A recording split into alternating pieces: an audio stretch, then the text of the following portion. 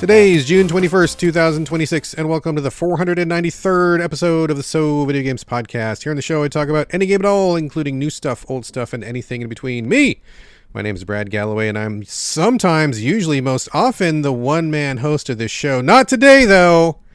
Before we get to that, just FYI, I am also the editor of GameCritics.com. But let's skip all the opening banter because we're going to need every single minute of recording today because in addition to me, myself, and I, we are also joined by often co-host Carlos Rodella, everybody's favorite man about town. Hello, Carlos. Hello.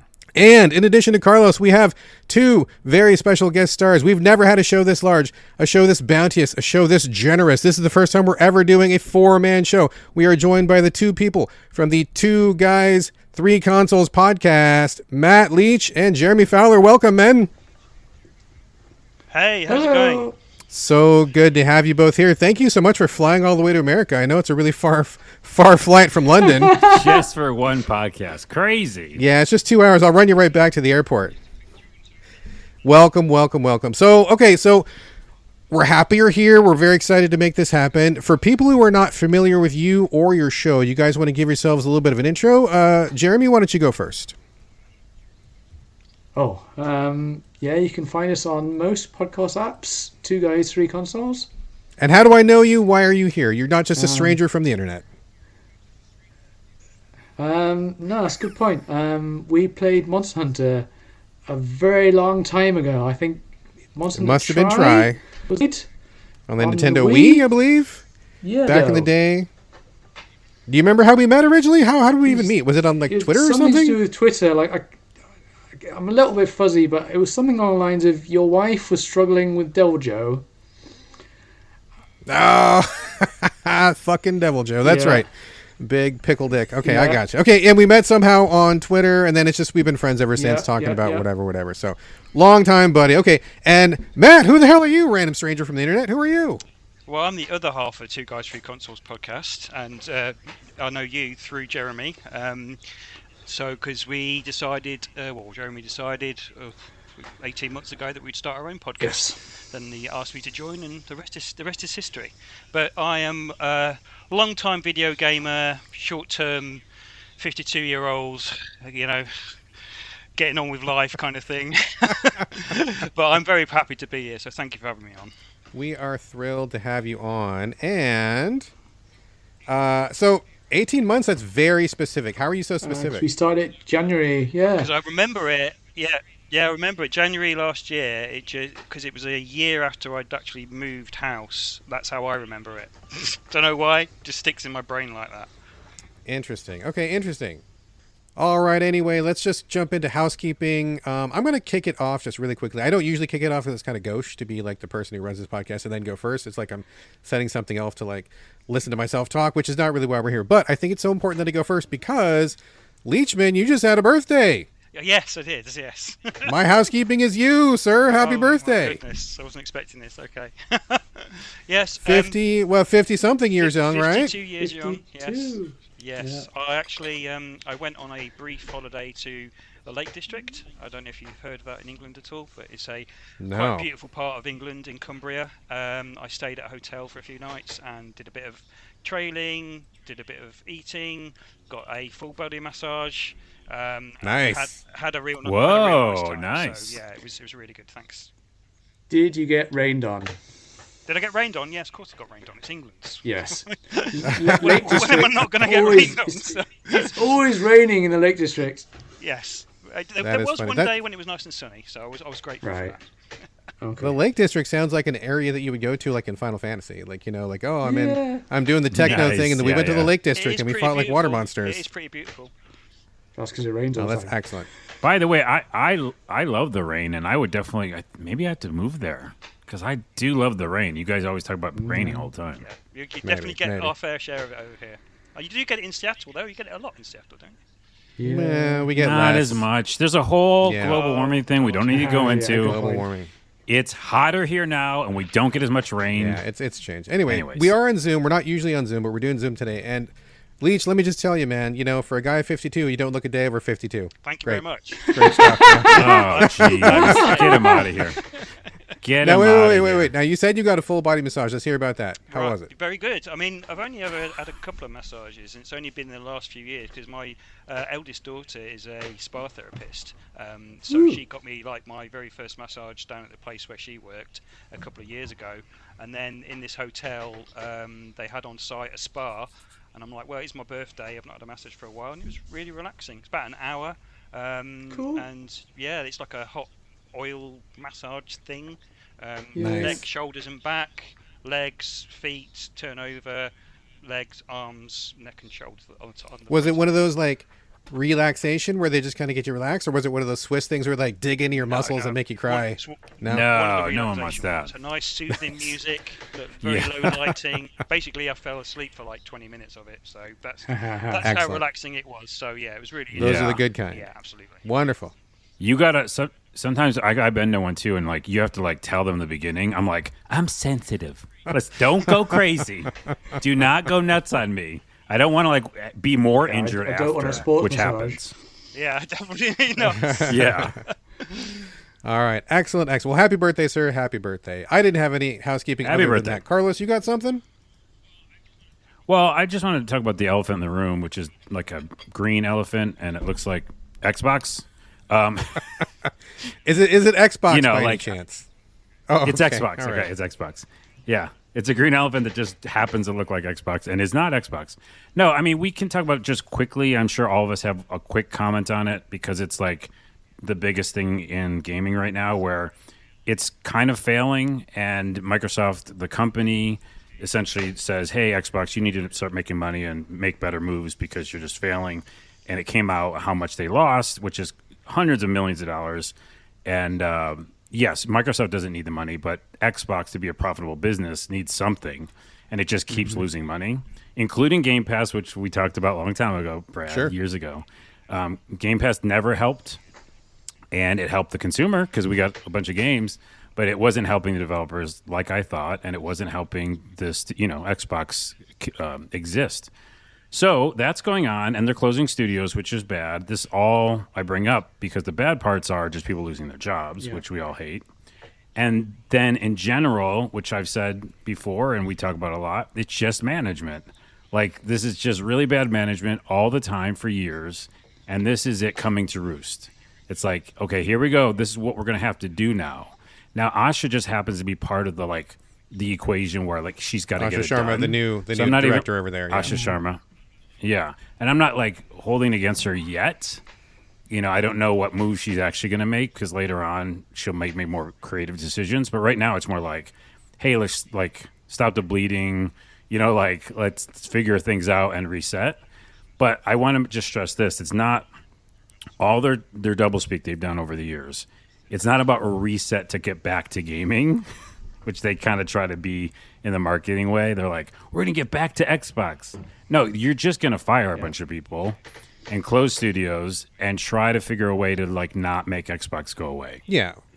In IMO. For sure. So I have an opinion, but you guys are the guests. Like, Matt or Jeremy, either one of you guys want to chip in on that? Yeah, I'll go first. I've got something here about Halo Campaign Evolved. So this is the Halo original Halo remake, full remake. So apparently you will require an Xbox account and a gamer tag to play on PlayStation 5, as well as having a PlayStation Plus account. Oh, you mean bring it as a PlayStation? Oh, Yeah, okay. I didn't. So when you're playing on PlayStation, you have to have an Xbox account and a gamer tag and a PS Plus account if you want to play multiplayer. It's a lot, isn't it? So, which is not a surprise, I don't suppose. The original announcement said it was also required for local split-screen co-op, but they've now walked that back and said PS Plus account is not required for local split-screen co-op anymore. They're kind of mixed messaging from Xbox in regards to that. But given the modern day and how these multi-platform things work, if you're playing PlayStation games on PC, you have to sign into the PlayStation Network. I believe that is a thing. It's not on all their games, but at least most of them, I think. But I just thought it was worth mentioning if anybody was looking to play the new Halo specifically on PS5, just be aware of that. Well, that seems pretty confusing, and I'm not sure how that gets Xbox in any direction that they want to go with all of the chaos happening in house with them right now. It seems like figuring out how to get Halo on PlayStation 5 would be like the least of their concerns at the moment. But yeah, it's kind of weird where they're spending time on that. It's kind of like rearranging the deck chairs on the Titanic, I guess. But yeah. Yes. Oh, it looks better over here. Yeah, exactly. It's very mixed messaging, like you said. Yeah. J Monster, you got thoughts on this whole Microsoft mess? So on what Carlos said, that was actually a bit of housekeeping this week as well. And I noted down that the 3 studios that are apparently majorly at risk are Compulsion, Ninja Theory, and Double Fine. Which one is Compulsion? Compulsion, South of Midnight and We Happy Midnight? Few. Oh, okay. Gotcha. So, I mean, I don't know what you guys think, but I mean, I definitely agree with Carlos and the general think overall that they've just been like super mismanaged for like a long time. They haven't had a real good driver. And when they have had a leader, the leader I'm sure has not really been in sync with like corporate interests and stuff. And so there's always been this kind of like push pull of like, we're gamers, but actually no, we just want to get software in people's homes and we want to collect their data, but also we care about the fun experience. It's just been like really, really mixed. And I think when they were buying all of those studios, I think we were all kind of like, what the hell are they doing? They're buying like every studio in sight. And then they would just like not make a new game and, dismantle the studio and send people over. And it's just really kind of crazy. But, I'm sad that people are losing their jobs and I hate everything that's happened. And I think it's just been terrible this whole time. But I will say, I don't know where Asha Sharma is going to go. But if I was in charge of Xbox, I think that I probably would do the exact thing that she's doing right now. I think I would be like, okay, we got to we bought way too much stuff. We don't need all this stuff. We need to get core teams. Like we need to restructure and bring things back to a smaller size and then refocus. It's terrible. And I hate that it happened. It should have happened in the first place. They shouldn't have bought all the studios. But I mean, hopefully this is going to get them into a better place, whether they stay part of corporate Xbox or I've heard some people say they're going to divest and go their own way. Either way, I think they're going to need to downsize and just kind of restructure everything. So, I don't know. Let me just add to that and say that I think, well, one thing they mentioned recently that Fable moved to 2027 so it could have its own dedicated moment. Sure. And I was like, come on with that. Yeah, we'll get to that later in the podcast. Get it away but from come GTA 6, isn't it? I don't believe. Exactly. Yeah. But and I have thoughts in that. But in general, you still have to ship games. Like this is the biggest part of this whole problem. The management part is one, and the other thing is give us something to play. My Xbox and yours as well, Brad, is over there, and there's a bunch of dust on it. And I blew off the dust recently to play like a Game Pass game, but it's dusty because there's not any games. And so one thing that they are going to say that is a smidge of positive is that Asha, supposedly, is going to try to make the whole team focus on Elder Scrolls and Fallout, right? The ones that they should have had out games, already. Yeah. And again, if you made those exclusive for real, which I don't think they can, but maybe, then that's a reason to have the Xbox, or that's a reason to buy a new fancy Xbox, which I don't know how many people will, but you know what I mean? And so that's the only kind of silver lining I'll put on this, because I'm always a Debbie Downer. If we get Elder Scrolls quicker because of this, that would be cool. I mean, you're right about the Xbox. I bought my Xbox Series X, excuse me, specifically to play through Game Pass Starfield, and I played it for about 3 hours, and I've never gone back to it. We had some history with that game, yes. Yeah. So the idea of owning a console and it just sitting there gathering dust, literally like you just said, is what I haven't turned my Xbox on in like a year. So it's just literally sitting there because there's no reason for me to play it there's no compelling reason for me to switch on my Xbox that I can see other than having a subscription to Game Pass, which I do not have at the moment, because there's nothing really on there that excites me. Even with the announcements from their latest showcase or whatever you want to call it, there's no compelling reason for me to play it other than go back through the catalogue. Let's say for Xbox exclusive games like Ori and the Blind Forest, although you can get that on Switch now as well. So true. I mean? Yeah. The what was the one? Well, with the Fable they pushed back, but what was the other one? Oh man, I forgot. No. I forgot. Okay. It blanked out of my mind. Well, talk amongst yourselves. Well, there's lots of ways for Xbox to go. There's a lot of this is like up in the air in TBD. I mean, my heart goes out to the people who got laid off, and I think it's same. really terrible that this all happened. Shouldn't have happened in the first place, but here we are. So hopefully they'll get some jobs soon and recover and get back on their feet. Hopefully I'm sure we're all pulling for that, and hopefully Xbox can get its head out of its ass and just find a new direction. And hopefully they can, I don't know, do what they're going to do. Xbox gonna Xbox, whatever. So Xbox gonna Xbox is a funny podcast title. That is a good podcast title.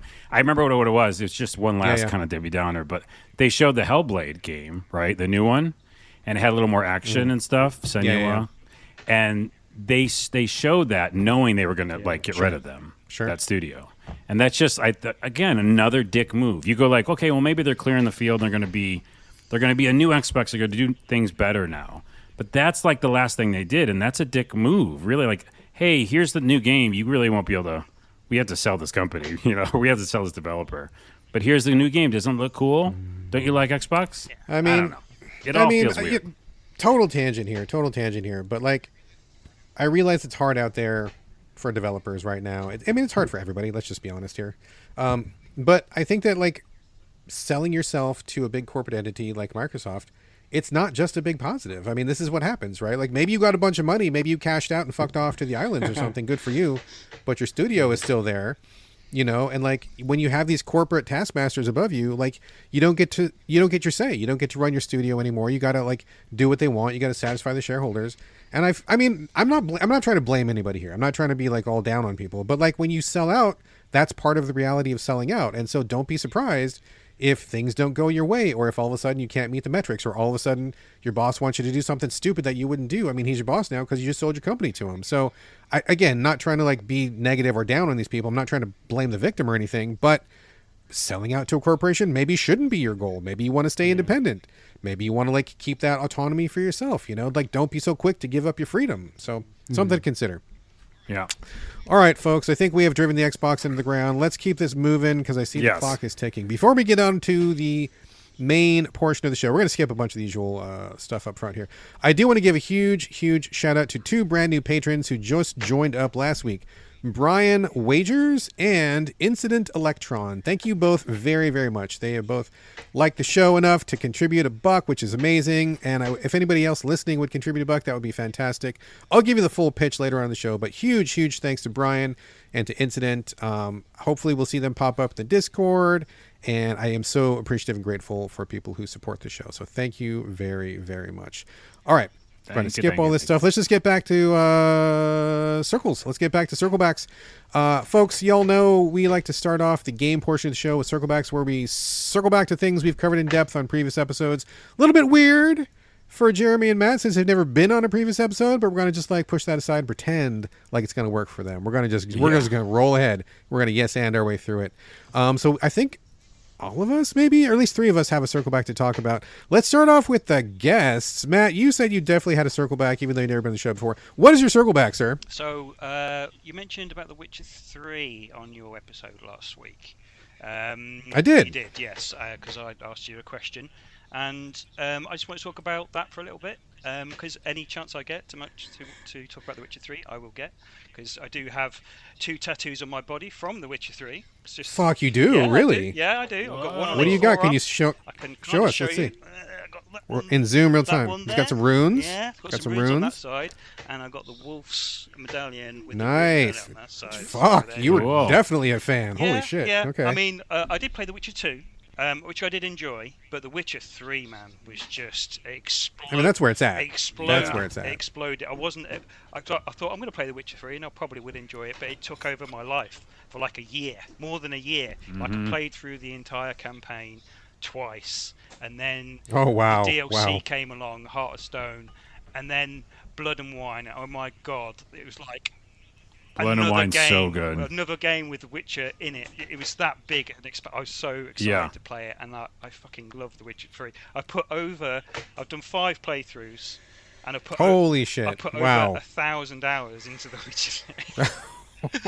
That is more than Brad and I. As Brad said last week, or one of his. I think it's my favorite game of all time too. But boy, you put me to shame. I think I got some work to do ahead of me. Yeah, we played the game and the DLC, and that was it. Like we didn't go back to it. I even priced up to buy a PC. Right, this is a few years ago.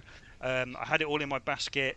It was £3,000 I was going to spend on a PC. Holy shit. So I could All play right. The Witcher 3 in 4K on a big monitor. I had it all planned out, and I nearly hit the buy button, and I came back a bit, and I was like, I don't need to do this. I don't need to do this. I'm going to say that you don't. That. Yeah. I nearly bought it on the Switch, the original Switch, because they did release a version, but I was like, just so I could play it handheld, but I was like, no, I don't really need to do that. Hopefully.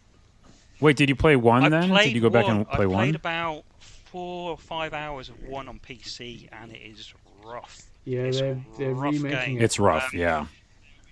They are remaking it. Oh, are they? Yes. Yeah, and that's the best way we definitely. all should play it, probably, is they're the new version. It currently against developing for The Witcher 4. So, yeah, I'm excited to play a remake of that, because the original is rough. It's playable, but it's very much the early days of how they envisaged The Witcher in a video game format. The Witcher 2 is still a good game, but even that is getting nearly 20 years old now. I would like a remake of Witcher 2, to be honest with you. I've tried it, I think, 3 separate times, and I have never really made it that far, because I just get so hung up on, like, it's so janky and weird, and it's just, I can see the potential, but, like, I need them to remake that one as well. Definitely. I mean, there was a dice game in The Witcher 2, which I never really got into. Thronebreaker. Yeah. Is Thronebreaker? Yeah. Holy shit, that's a good game, dude. Yeah. That was a separate game, wasn't it? If you like The Witcher, yeah. go play it, dude. You have to play it, yeah. But Gwent in The Witcher 3, fucking hell, I've spent so many. I've even got a physical Gwent board with physical Gwent cards that I imported from the good old US of A to his country, because it was the only place that CD Projekt was selling them at the time, and I played a few rounds of Gwent in real life, which is pretty cool. Oh, wow. Nice. Going back specifically to the novels and the Netflix series, I know you've only seen the first 2 series, Brad, haven't you? Yes, correct. Yeah, we talked about that in the Discord. I have not seen past that. I've seen season 3. Season 3 is a bit ropey, and I've only watched about half of season 4, and I currently don't have a Netflix subscription. I cancelled it for the time being, because there's nothing that I want to watch on there. The novels, I've read 4 out of the 7 books. I've just come to the end of the 4th book. They are really good. If you're into reading, I know reading is not... I'm not great at reading. It takes me a while to get through a book these days. But if there's an audiobook version on Audible or something, or wherever you get them, then maybe that might be the way to go. But yeah, I fucking love The Witcher 3. Well, okay, let me ask you a question. Then. So I don't know the answer to this, but when I was watching the Witcher Netflix series, first season I felt like was pretty much in line with like the spirit of the game, and we were like that a lot. Got to season 2, and then I'm like, oh shit, this is just like Game of Thrones, like with the Witcher skin. So let me ask you, in your opinion, in the books that you've read, are the books more like Game of Thrones, like super political and intrigue and back, or is it more like the game where he's out witching and killing monsters? So the books are more like a type of Game of Thrones thing. Before Game of Thrones existed in George R.R. Martin's head, these books were written in Polish, in the original language, and it is a very war-like political intrigue. There's a war between Temeria and Redania in the books, which they reference quite a lot. And the books actually start off with Ciri being born, and then growing up as a small child, and then through her teenage years. Because the Witcher games are actually set after the end of the books.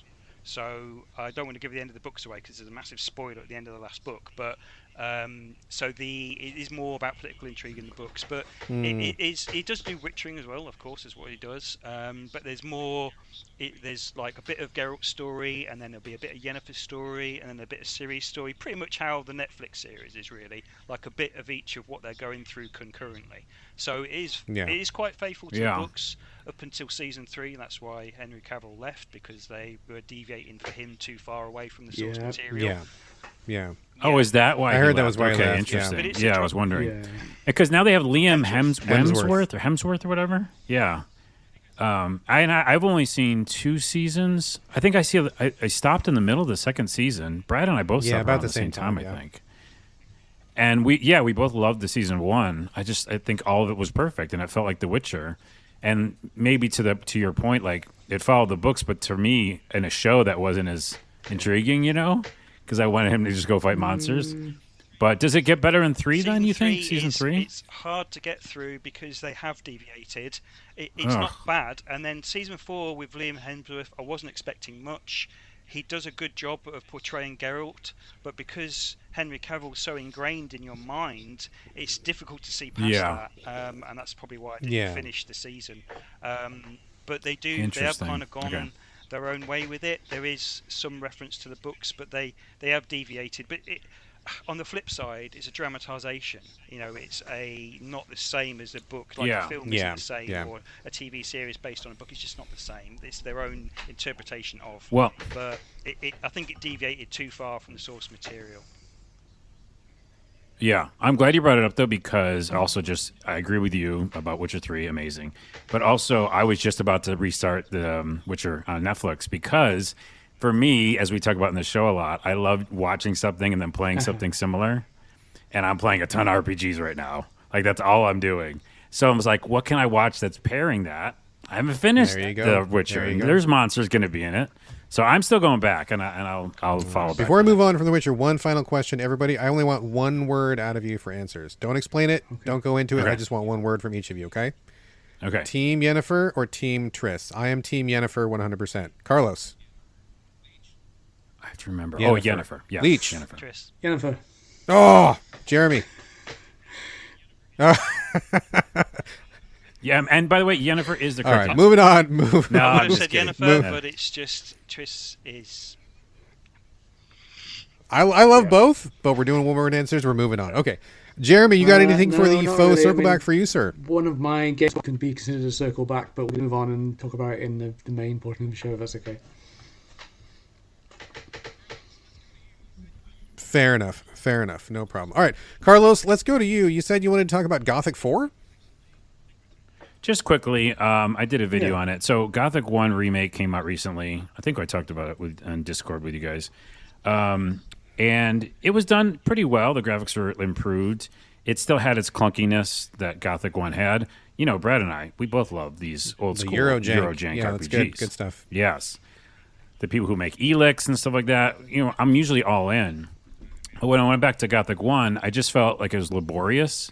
Like I made a funny video about like how I died immediately because I picked up something off the ground and like someone was like, "Hey, give that back. That's mine." And I was like, "I don't know how to drop it." And then they killed me. Oh. And then they took all the stuff out of my they basically robbed me. And I was like, "Oh, this is like Dark Souls. I don't know if I like this." So I stopped playing that, and I, for fun, went back to old RPGs and went to my PlayStation library and just went like sort by old, right? And I found Arcania, which is Gothic 4. Okay. And it was by Spellbound, so it's a different developer. And they just took the general idea of an RPG and some of the Gothic type stuff, and that's it. And it's like super basic and kind of broken and old school, but it's so much better to me than Gothic 1 because it's just like, go fight monsters. You'll always keep upgrading. There's no like, go find someone to get better. Like, train me to be good at melee. It's like there's a menu. Just pick the melee. Okay, increase melee. So it's like super dumbed down and kind of funny dialogue, which you would like from these kind of Eurojank RPGs. And it's wildly addictive. It's just like so relaxing to me. And so I made a video on YouTube, which of course I know is kind of clickbaity. Like, I like Gothic 4 better than Gothic 1. And the first comment was like, "You need to delete this video. You're so wrong." And of course I replied to them and they did chill out. But yeah, it's just, I bring it up because I never thought I'd circle back to that game so long ago, so old, not even the same developer. But to me, it's very relaxing. Yeah, right on. There's a lot of, that's kind of one of the weird things about gaming is we're such a forward-looking kind of group of people. It's not the same thing with books. I mean, new books come out all the time, but they're also always, people are always recommending older books or classic books or something. Same thing with TV and movies. Like, new shows all the time, but there's always something to go back to, something that we recommend. We don't just like forget those things ever existed. And there's a lot to kind of like school yourself on and catch up on. But I feel like with games, we just look forward and like we forget the past so quickly. Part of it probably is because it's hard to maintain the older hardware and not all that stuff is always accessible. So I think we cut ourselves off from it. But at the same time, I'm going through my games collection. I'm actually selling off most of my games collection. And I was looking at some of the stuff. And I'm like, oh man, there's a lot of good games here that, or, I mean, I don't want to replay them. I'm just not a replaying kind of guy, but like, I'm like, oh, this was a really good game and it still looks really good. Or like, this is really fun. We really need to kind of stay in touch with our roots better than we do. And I don't know, profits and percentages and licenses and rights. And there's so many problems as opposed to just picking up an old book or getting an old DVD or even a VHS, I guess. So it's a shame that we kind of forget the good experiences that still exist, that are still around, that have been done. Yeah. All right, let's move on here. Oh, it's me. It's my turn. Just a quick circle back on Sumerian 6. Talked about it last episode. This is the kind of real-time quasi-strategy, team-based sort of a thing. I love this kind of game. It's really crunchy, really detailed, really dense. You have a team of 6 operatives in World War II. Everybody on your team has a number of special powers, and then you're going to stop the Nazi war machine because they are delving into like witchcraft and supernatural stuff. And so that's the premise of the game. I really like this game a lot, and it stopped for a long time because one of the powers was buggy and I couldn't progress. Just a further update, like I've been back to it. They did fix the problem, and I have finished I think 2 or 3 more levels since then, and each level is pretty long. I mean, a level is like maybe 2 or 3 hours in this game. They're pretty big. So I made quite a bit of progress. It's still good, still great. It's glitchy. There's a few bugs. Sometimes the animation drops out. Sometimes weird things happen. But nothing that has been like game-breaking the way that it originally was. So I feel confident that I will go ahead and finish this game, and I'm really looking forward to it. Having a great time with it.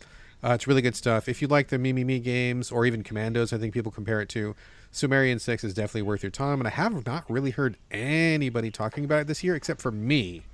And recommending it to myself. Yeah, not this year, but when it came out, it came out like in January. It was this year. It's this year for sure. It was like January, like maybe right at the turn of the year. But I've heard like fuck all, nobody talking about this game, and I think it deserves some praise. So, all right, let's get into the new stuff. Well, I guess you guys can't see me on Zoom. "Quote unquote" new stuff. Jeremy, we're gonna kick it off with you, my friend. You brought a couple games to the show, and as the motto of the show goes, new stuff, old stuff, anything between. We're definitely living up to that phrase today because you are bringing the Resident Evil 2 remake. J-Monster, kick it off, sir. A bit of Resi fan in general, but the more recent sort of stuff. But when Resi 2 Remake came out, I got as far as Mr. X in the police station, and I got myself in a bit of a pickle where I had no ammo, no health. I was in a save room, and he was outside the save room, and every time I came out, he would flatten me, and that happened over and over again until eventually I was like, fuck this game, and I rage quit, and I was done at that point. You just stuck. Yeah, so I was... wait, hang on. Yeah, I was like... That's pretty early in the game, if memory serves. Well, I don't know, I was and if you're a 6 Resi hours fan... in... As you guys say over there. But like you say, how'd that happen? Well, I played for 6 hours, but I wasn't really 6 hours in, if you see what I mean. I should be further than that. Yeah. But like, how in the world? Resi fan, you knew the bullet system, you knew the save system. Like, what happened? How did you get that? To worry about ammo as much. And I guess I went back to it and had the wrong mindset, and then just dug myself a hole. So anyway, I stopped at that point. But my flatmate Mike and I have a thing where we don't really play co-op games, but we like games that we can do past the pad. We finished Requiem 9 with past the pad after I'd already finished it before by myself. We did the same with Resi 4 Remake, and then I suggested to him recently, do you want to have another go at Resi 2 Remake? Because he's finished it before. And so I'm glad to say that we got past the bit I was stuck on, and we actually also we did the Leon playthrough as the first one, and we finished Leon's campaign very recently. It's kind of spoilers for this game, but I did the William Birkin boss fight, the scientist who injects himself and turns into a monster. After we got past there's that horrendous boss fight where you have a big crate, which was awful. And then I did the one where you actually get to kill him. We shoot him in he's got a big monstrous eye, and you have to shoot him in the eye until he dies. And then Mike did the Mr. X boss fight after that. And so we finished that off, and now we've started the Claire campaign, but we're only about half an hour into that one so far.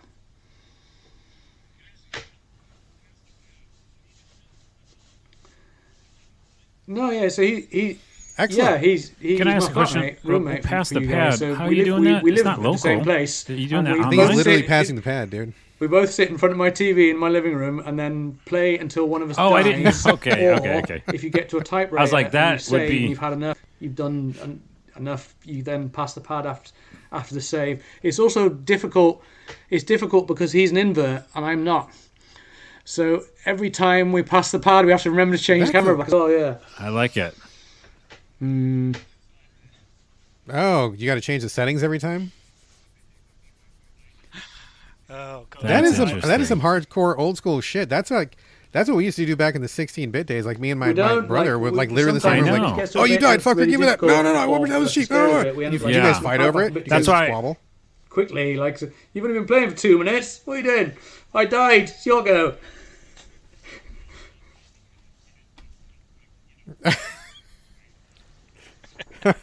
That's funny. I thought it was online because that's kind of like rare nowadays, right? It's like, oh, pass the pad. By the way, wouldn't that be cool to pass the pad digitally? Pass control Like over a save someone game else that in you the could party. share? I mean, that'd be cool. But I've never really done it, but apparently you can do it.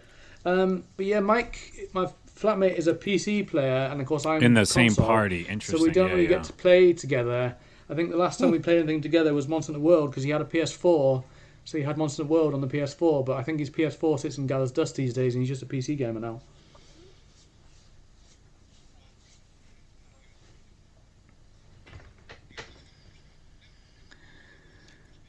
Well, that's pretty cool. It sounds fun. That's You guys cool. are like doing that back and forth. So excellent. You guys just going to push on now.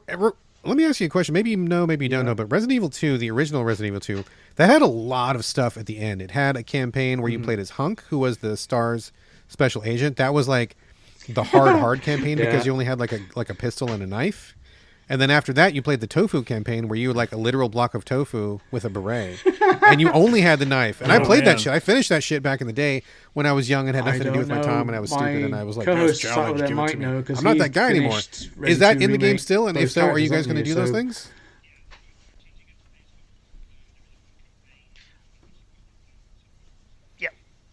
Yeah, I did both characters. You do get to play as Hunk. There is a Hunk campaign on. It's actually part of the Platinum, so of course I did that. The Tofu, I think the Tofu's in the remake. Don't quote me on that. I do remember seeing something online about the Tofu. I'm pretty sure the Tofu is in there, but I didn't do the Tofu. I did do the Hunk thing because it's part of the Platinum. But yeah, those kind of additional modes are in there.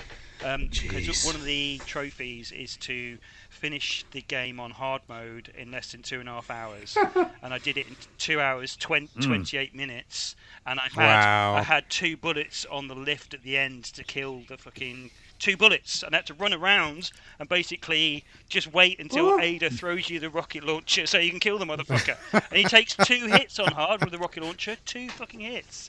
But yeah.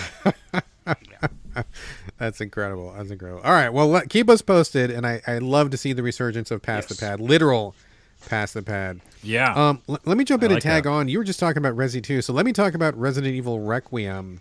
I talked about this in the Discord a little bit. And anybody listening, if you want to join the Discord free of charge, just reach out. I'd be happy to let you in. We can chat about things.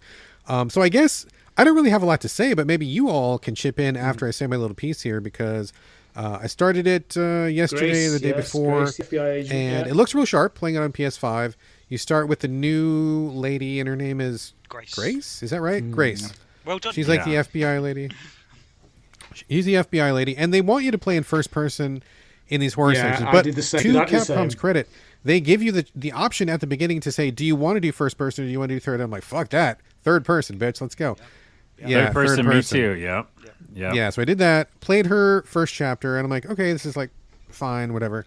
And then I start playing the Leon chapter, and I'm like, okay, Leon, cool. Run around, shoot some guys, cool. But like, honestly, like, I'm just like, I know it's early days. I know it's early days, and it's way too early to judge. But like, usually I'll feel like a hook or I'll feel like some compulsion to get back in. And after I played the first 2 chapters, I'm just like, well, I don't know. I could go throw a ball with my dog, or I could do something else. Like I could do some laundry or something. That's you know, the opposite thing. You and could it do. was just like it just wasn't goodness. hooking me. So I'm not quitting it just yet. But do any of you guys have any advice for me, or do you words of encouragement, or bail now, or like what do you all think? I guess who wants to lead off with this? Leech, did you play? Yeah, I did. I've actually started my Platinum playthrough, but what I would say is go through the East Wing as Grace, and see how you feel, because it's compelling enough to get through the building or clinic or wherever the fuck you're in, through the East Wing and through the West Wing. Is very much old school, kind of almost like the old school Resi you remember from the early PlayStation days. It's a homage to that. I would say if you can get through that, I think you'd enjoy it and move on to Leon for the second half of the game. So I would urge you to try and get through that part of the game, and if you're still enjoying it, carry on. Same. If you get through that, it's you're a bit like, weird no, because you like he says, you play Grace in the first half of the good game. Advice. And then Jeremy, got any advice Leon, you do it for almost feels like 10 minutes. And then when you get to the second half of the game, it kind of swaps around. So the second half of the game, you're basically playing as Leon all the way through, and then you'll swap back to Grace again for 10 minutes, and then be back with Leon again. So the second half of the game was a lot better for me than the first half. The Grace half is scarier, and when Mike and I replayed it on Past the Pad, we did the Grace bits in first person that second time, but my first playthrough by myself, I very much definitely did it in third person the whole way through.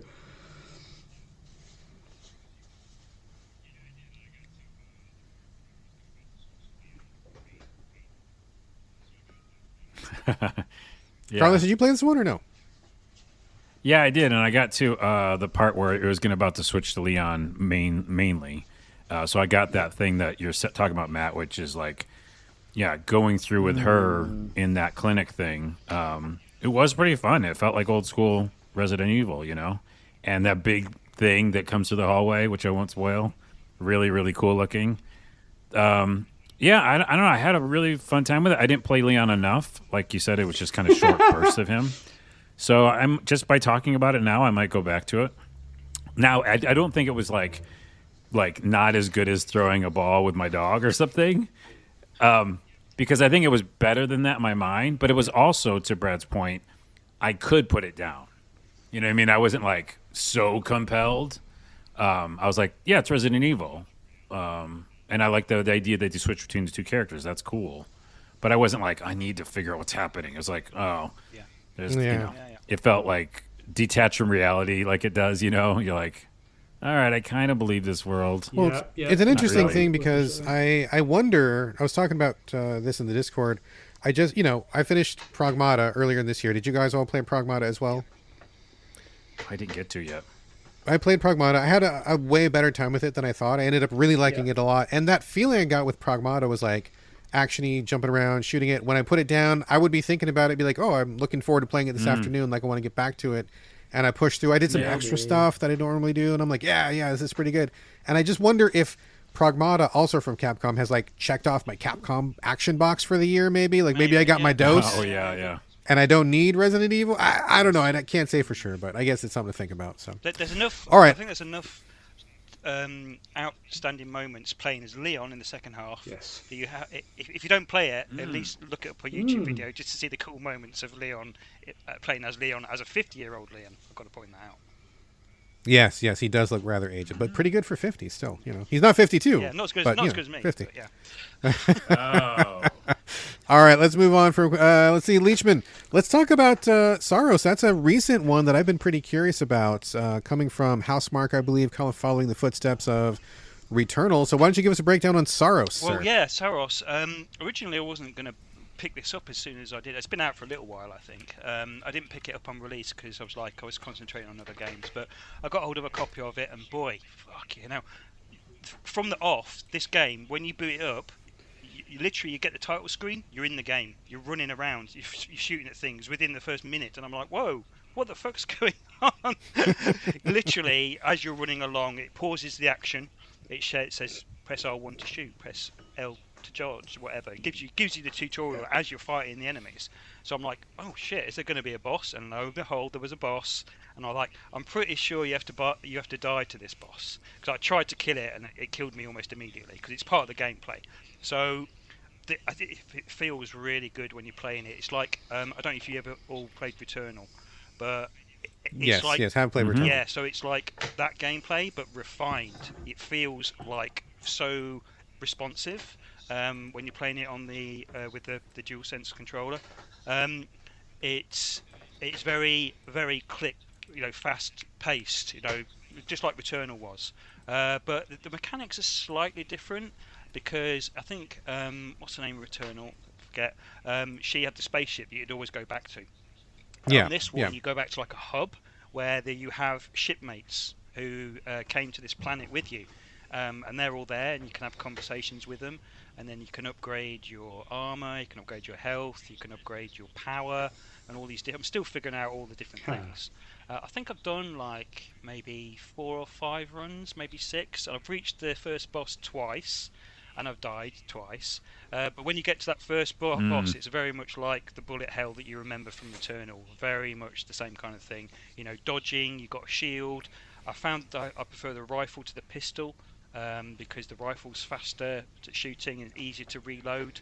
The shield, I'm not used to using a shield in these games. Like, you hold down the shield and it kind of reduces as you're using it. You hold down the R1 button. Yeah, oh yeah, which I saw is that. a good mechanic. I'm not using that enough, and I think that's why I'm kind of dying to the boss a bit. But yeah, man, I'm really enjoying it, and I'm intending to at least finish it. But yeah, it's a really good game. If you like Returnal, I think this is going to be right up your alley. Yeah. Well, 2 questions for you. Oh, go ahead, Carlos. You go first. Oh, yeah, because I have a question, too. It might be part of yours, but both of us played Returnal, and I think we both liked it. You liked it more than I did, Brad. My biggest problem, which is my question for you, Matt, is that I didn't feel like I had enough progression. This is the biggest, recurring thing on the podcast. I'll play a roguelike type game if it gives me enough progression, so I feel like I actually did something. So I heard it's a little better, right, with Saros? It's faster than Returnal. Like, literally, when you go through your first run or cycle, they call them cycles, same as in Returnal, you will be able to upgrade something. So no matter when you die, you should be able to upgrade something depending on how much resources you pick up. Are these permanent upgrades that you keep, or just per run? There's some that are permanent. The per run upgrades only appear in the run. So, but when you go out to the hub world, you can always spend the resource to get permanent upgrades, which is great.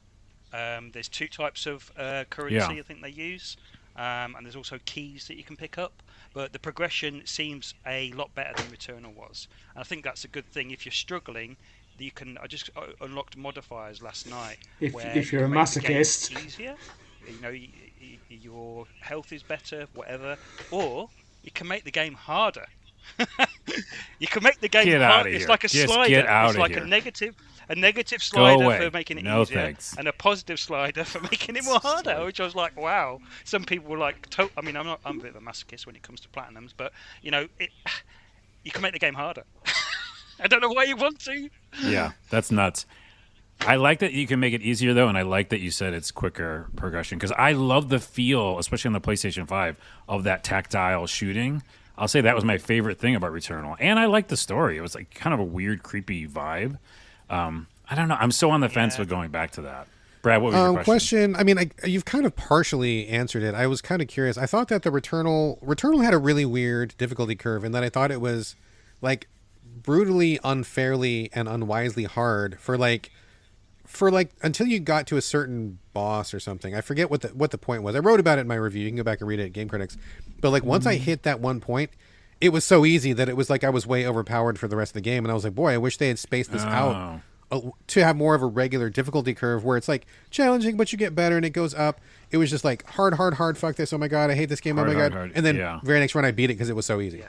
So I guess 2 questions. Number 1, how is the difficulty curve so far? I know you just said there were sliders and stuff, but like, how's it been in comparison to Returnal? And also, is this related to Returnal at all, or is it a completely different thing?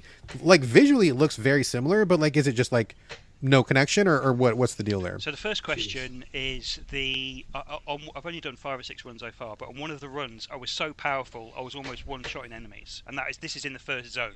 So that's different from Returnal, because you're right about Returnal.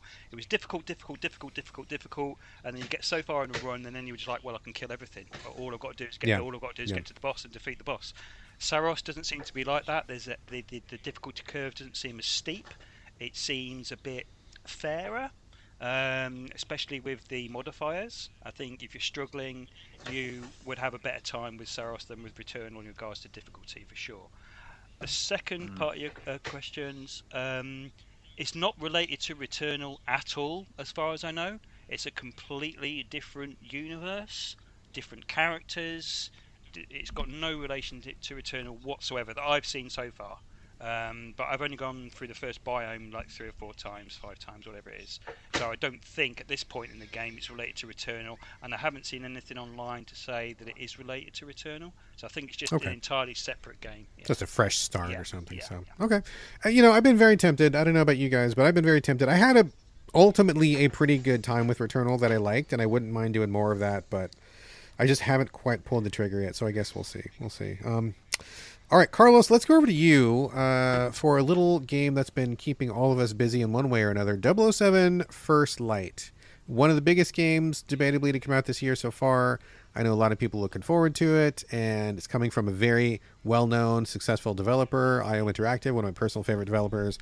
And I know that we all have thoughts on it. So, Carlos, let's circle back to First Light for you. Let's talk about it. What are your thoughts? Yeah, it's not a new game, but I thought I'd bring it to the show because of Jeremy. We've been both talking about it in Discord a lot, and I beat it because I think the last time I talked about it on the show, I hadn't beaten it yet. So I hate the ending. That's a good sign. True hate play. True hate play. So many levels just really, really stupid. And so many mechanics and whatever. And I literally skip dialogue, which I don't do. That's when you're in a bad zone with the game, is when you skip the cutscenes. Yeah, I was like, I do not care what you people are saying. I want this to be over. So that's how I felt about the ending. There was some things to like. In the very beginning, it felt like, I think I'd mentioned before, it felt like Hitman. And you're like going to a club and trying to figure things out. And I was like, ooh, this feels like Hitman, but I'm also Bond. That's pretty cool. You go to the lab, you find all these new gadgets. That was where my favorite videos I made with Glitch to the Ground came from, because I just kept trying all the gadgets and seeing what happens. And I was like, oh, that'd be a fun thing to keep going back to. Like, do a mission, come back to the lab, have some funny new thing I can use out in the field. That's what they're saying you're doing, but you only go back to the lab a couple times in the whole game, and then it's over. Like, you don't get to do that anymore. So that dichotomy doesn't exist, ongoing. And then, it's Uncharted. It turns into Uncharted. You kill 1 million people. 1 million people is Bond. And then you do a lot of punching, like a punching and kicking game. So it's so back and forth on what it is. It's Uncharted. It's Hitman. It's neither of them. It's confusing, which at some point you're just like, what do I do? I had to do so many lookups. Like, I had to roll the ball to what? Or there's just like parts where you keep dying over and over again, and it's not a Souls-like, and you're like, this shouldn't be this difficult. Why are you doing this? So, and then the gun thing, by the way, this is just an aside. I made a video about it, but like, whenever you shoot anybody, almost 9 times out of 10, you shoot the gun out of their hand. So stupid. That doesn't happen in real life.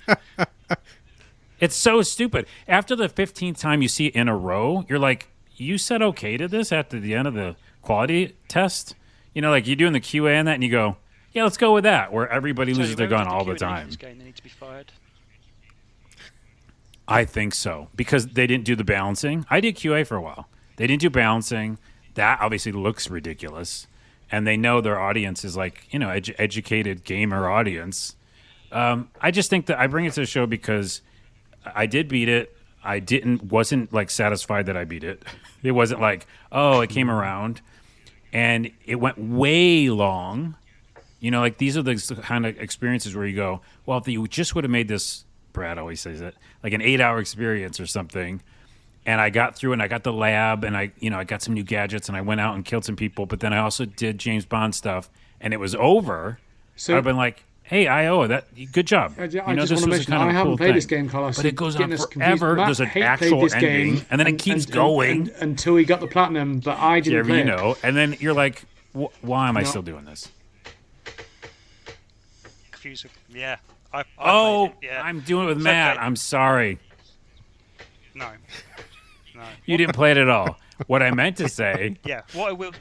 Yeah. So Matt knows what I'm talking about. What I will say about this game is there's one part of the game which I did really like, and Bond has to go to a tropical island. Funnily enough, it's a Bond game, and he has to there's no punching, there's no shooting.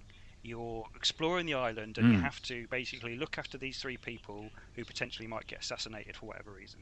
Not spoiling any story here. That part of the game, I'm like, why isn't the whole game like this? This is what I expect from a Bond game. This is what I want from a Bond game.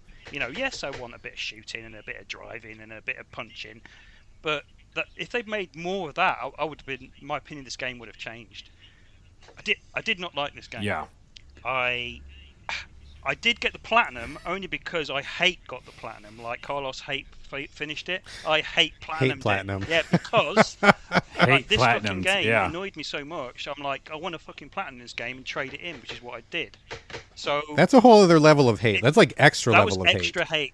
Yeah, Absolutely trading it in is and trade it in. And I use hate. I don't hate things most of all, but I did not enjoy this game apart from that one bit. It was. The melee is broken, the shooting is broken, the driving is awful. That's not good, yeah. As Brad said when he played it with developers, I expected more, and maybe my expectations were too high, I don't know, but I did not, and I feel like I'm in the minority. I don't know what Carlos thinks, but a lot of people are enjoying this game, and fair play to them, but as a 007 fan, as I've mentioned before, I didn't enjoy it. Yeah. And now I remember our conversation because, we were going back on that. I agree with you on that resort island area, That felt like if the whole game was like that, was kind of a good mixture of like a little bit of punching, a little bit of espionage, a little bit of sneaking, a little bit of like meets the lady at the pool. It feels like James Bond. Like everything felt like the game and the world in that level.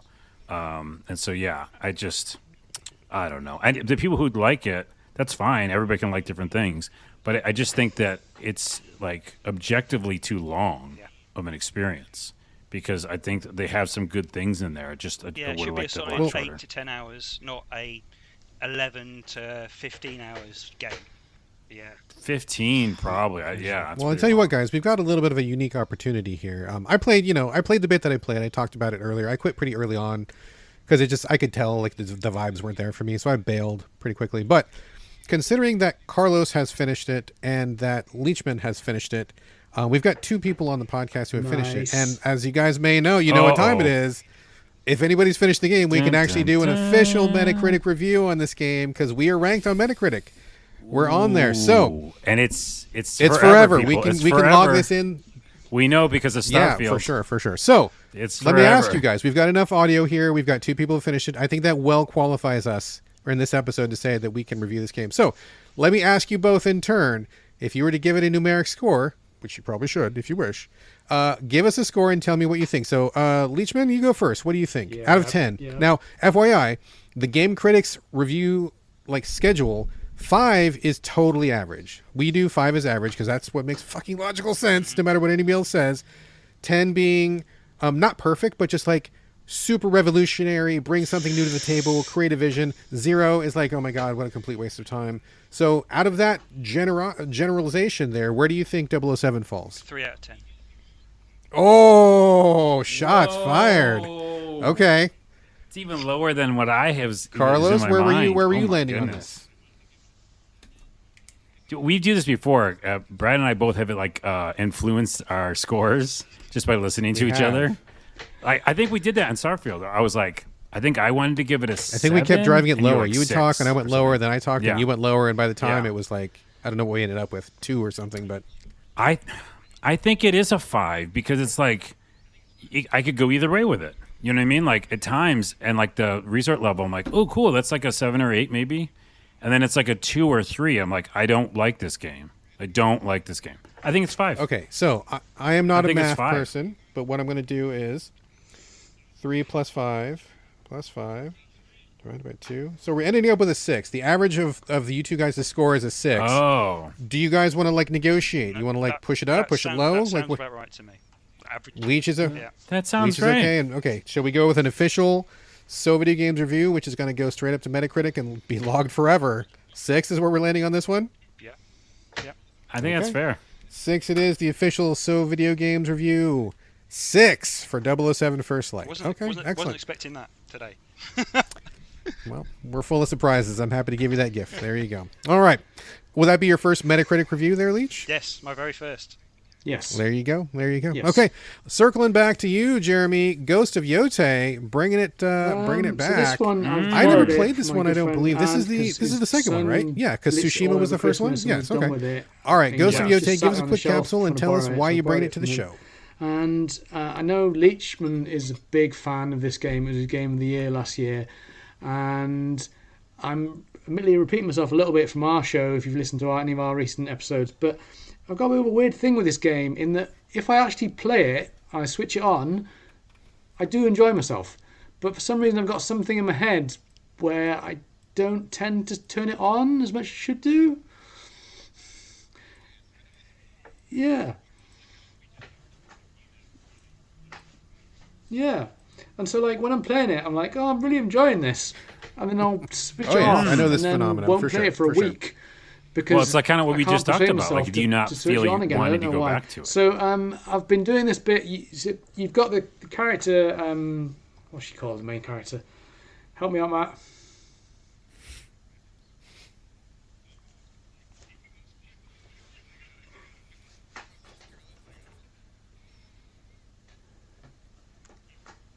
I can look it up. Oh yeah, so she's trying to kill all of the Yotei 6. I got it. Carlos' family as a child. And I recently did the one. Yeah, just keep talking. We'll... And the Oni, it seemed to take forever to actually kill him. I had about 1 million quests to try and kill him. He kept like getting away, and you had to chase him. And there was all these like extra things. So I eventually got to the stage where I've killed the Oni, and it's moving me on now to the dragon and the spider, who are two of the other members of the 6 that you have to try and kill. And I've just got what's the giant sword called? The Adachi, is it? Yeah. So I've just got that and did a bit where you had to climb up to like a camp at the top to kill all the dudes at the top of the cliff. Adachi, yeah. And so that was quite good fun. So it is good. It's a compelling game. Like Tsushima didn't really do it for me. I bounced off Tsushima after about 4 hours. Wasn't really feeling the thing. But when I actually play Yotei, I do enjoy it. I just need to persuade myself to actually switch the damn thing on. Atsu, yes, thank you. I think you said you did. Did you not? Oh, okay. Yeah, it's Atsu, by the way. Atsu. Yeah, and I played it and beat it. Did I beat it? I don't know. No, I don't think I did, actually. I played like 80% of it. I played a lot. Yeah. And I will say this, and Matt probably agrees, but to your point, Tsushima didn't do it for me, but this one did. I was like more invested in this one. And also the revenge story, and I love taking the little baths, like having those meditative breaks. But I think what happens is you do have to get past a certain point, Jeremy, where it's like things start kicking up a notch enough that you go, oh, okay, now I'm invested more. Yeah. And then some big things happen with that 6 that changes how you feel about them without us spoiling anything. And when those two things happened for me, I was more like, now I want to turn it back on. I think the question for you guys. Let me ask a question real quick. So I played a little bit of Tsushima, and I seem to recall there was kind of the same basic thing where like there was a group of people that you had to go kill to go get to the end of the game. Am I imagining that, or is like basically the same structure? Well, so you've got the Yotei 6 in the Ghost of Yotei that you have to take down. If that's what you're referring to. So and there was a group of similar guys in Tsushima, right? Like there was I'm trying to remember. It's been a while since I played Tsushima. The difference, Brad, is more of like the narrative, I think, with Ghost of Yotei. It's like it's front and center. In Tsushima, it was like, there's the bad guys you have to go get. But in Yotei, it's like, no, these are the people who did this really bad thing. Here's cutscenes, by the way, all the time to remind you. And then, so it's like almost like a, what's it called? Tarantino film, where you're like, Kill Bill, like, I got to go back and get this person. So I think it was the narrative is better in Yotei, where it goes, Mongol go get forces. them. So there was an it was an army, that's what it of the was. Mongol forces. So there wasn't a specific like general that you needed to take down or whatever. I mean, I Yeah. did think there was a one-on-one fight as part of the story, but it was like a general Mongol forces in Tsushima. Yeah. Right. I like how Jeremy brings it to the show and saying like, I don't know if I want to turn it back on, and now I'm gonna go like re-download it. Yeah. I really am because it was so damn good. Brad, I did talked talk on the about show. it. I wasn't like, convinced, but just I want to follow up with loving you, Jeremy. So, like, I know the thing that you're talking about, that sensation of like, as I'm playing this, I'm having fun, but the minute I turn it off, I don't feel compelled to come back. So, like in this particular instance, do you feel like mechanically is the good part for you, and is it maybe the story's not engaging you, or why do you think you're just not interested in coming back to it? Does it feel like too large? There's so Are you much just to too busy? do. Like, so when I what's turn your... it on, I tend to just like concentrate on the main story rather than go off and do the open world stuff. Because if I do look at the open world stuff and get distracted, it's just too much.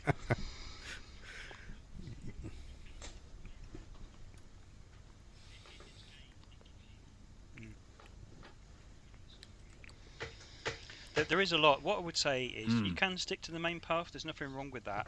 But in this game, it gives you the choice. When you get to a point in the story, you're then free to go in whichever direction of the story that you want. You've got branching paths that all meet up at the point at the end of the game.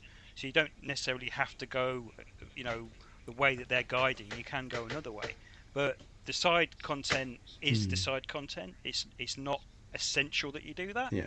But I agree, it can be a little bit overwhelming, but I fucking loved going around and doing all the little bits, exploring every nook and cranny of that world because it was so beautiful. And the gameplay was compelling, the story was compelling. I loved every second that I played of it. But my advice is, if you want to stick to the main story, no problem. Just focus on one and move to the next, and then. But it's like I say, it's getting the motivation to play it. I understand that. Yeah. All right, excellent. Well, we'll talk about it. Carlos, if you are compelled to go back to it, I'm sure you'll bring it back to the show. Maybe we'll circle back to it in the future. So, I am compelled. I'm going to go back. All right. Let me talk for a minute about a game that is currently under embargo. We will not be able to publish a show until tomorrow when the embargo drops. It's called The Drifter. This is a 2D point-and-click game. I heard a lot of people in my PC circles really liking this one, and that's what brought it to my radar. It just came to Switch. I'm not sure if it's on PlayStation, Xbox, but I'm playing it currently on the Switch 2, which I recently have acquired. You play an unhoused gentleman who is returning to his hometown because his mom has died. And then when you get there, something is happening to the other unhoused people in that area. They're disappearing. Some of his old friends that he used to hang around with are gone. Is this or they're vanished. game? And something sketchy is happening. People think it's like monsters happening at night. And he wants to look into this and see like what exactly going on. Okay. Any of you guys heard of this or played it? No. Say again?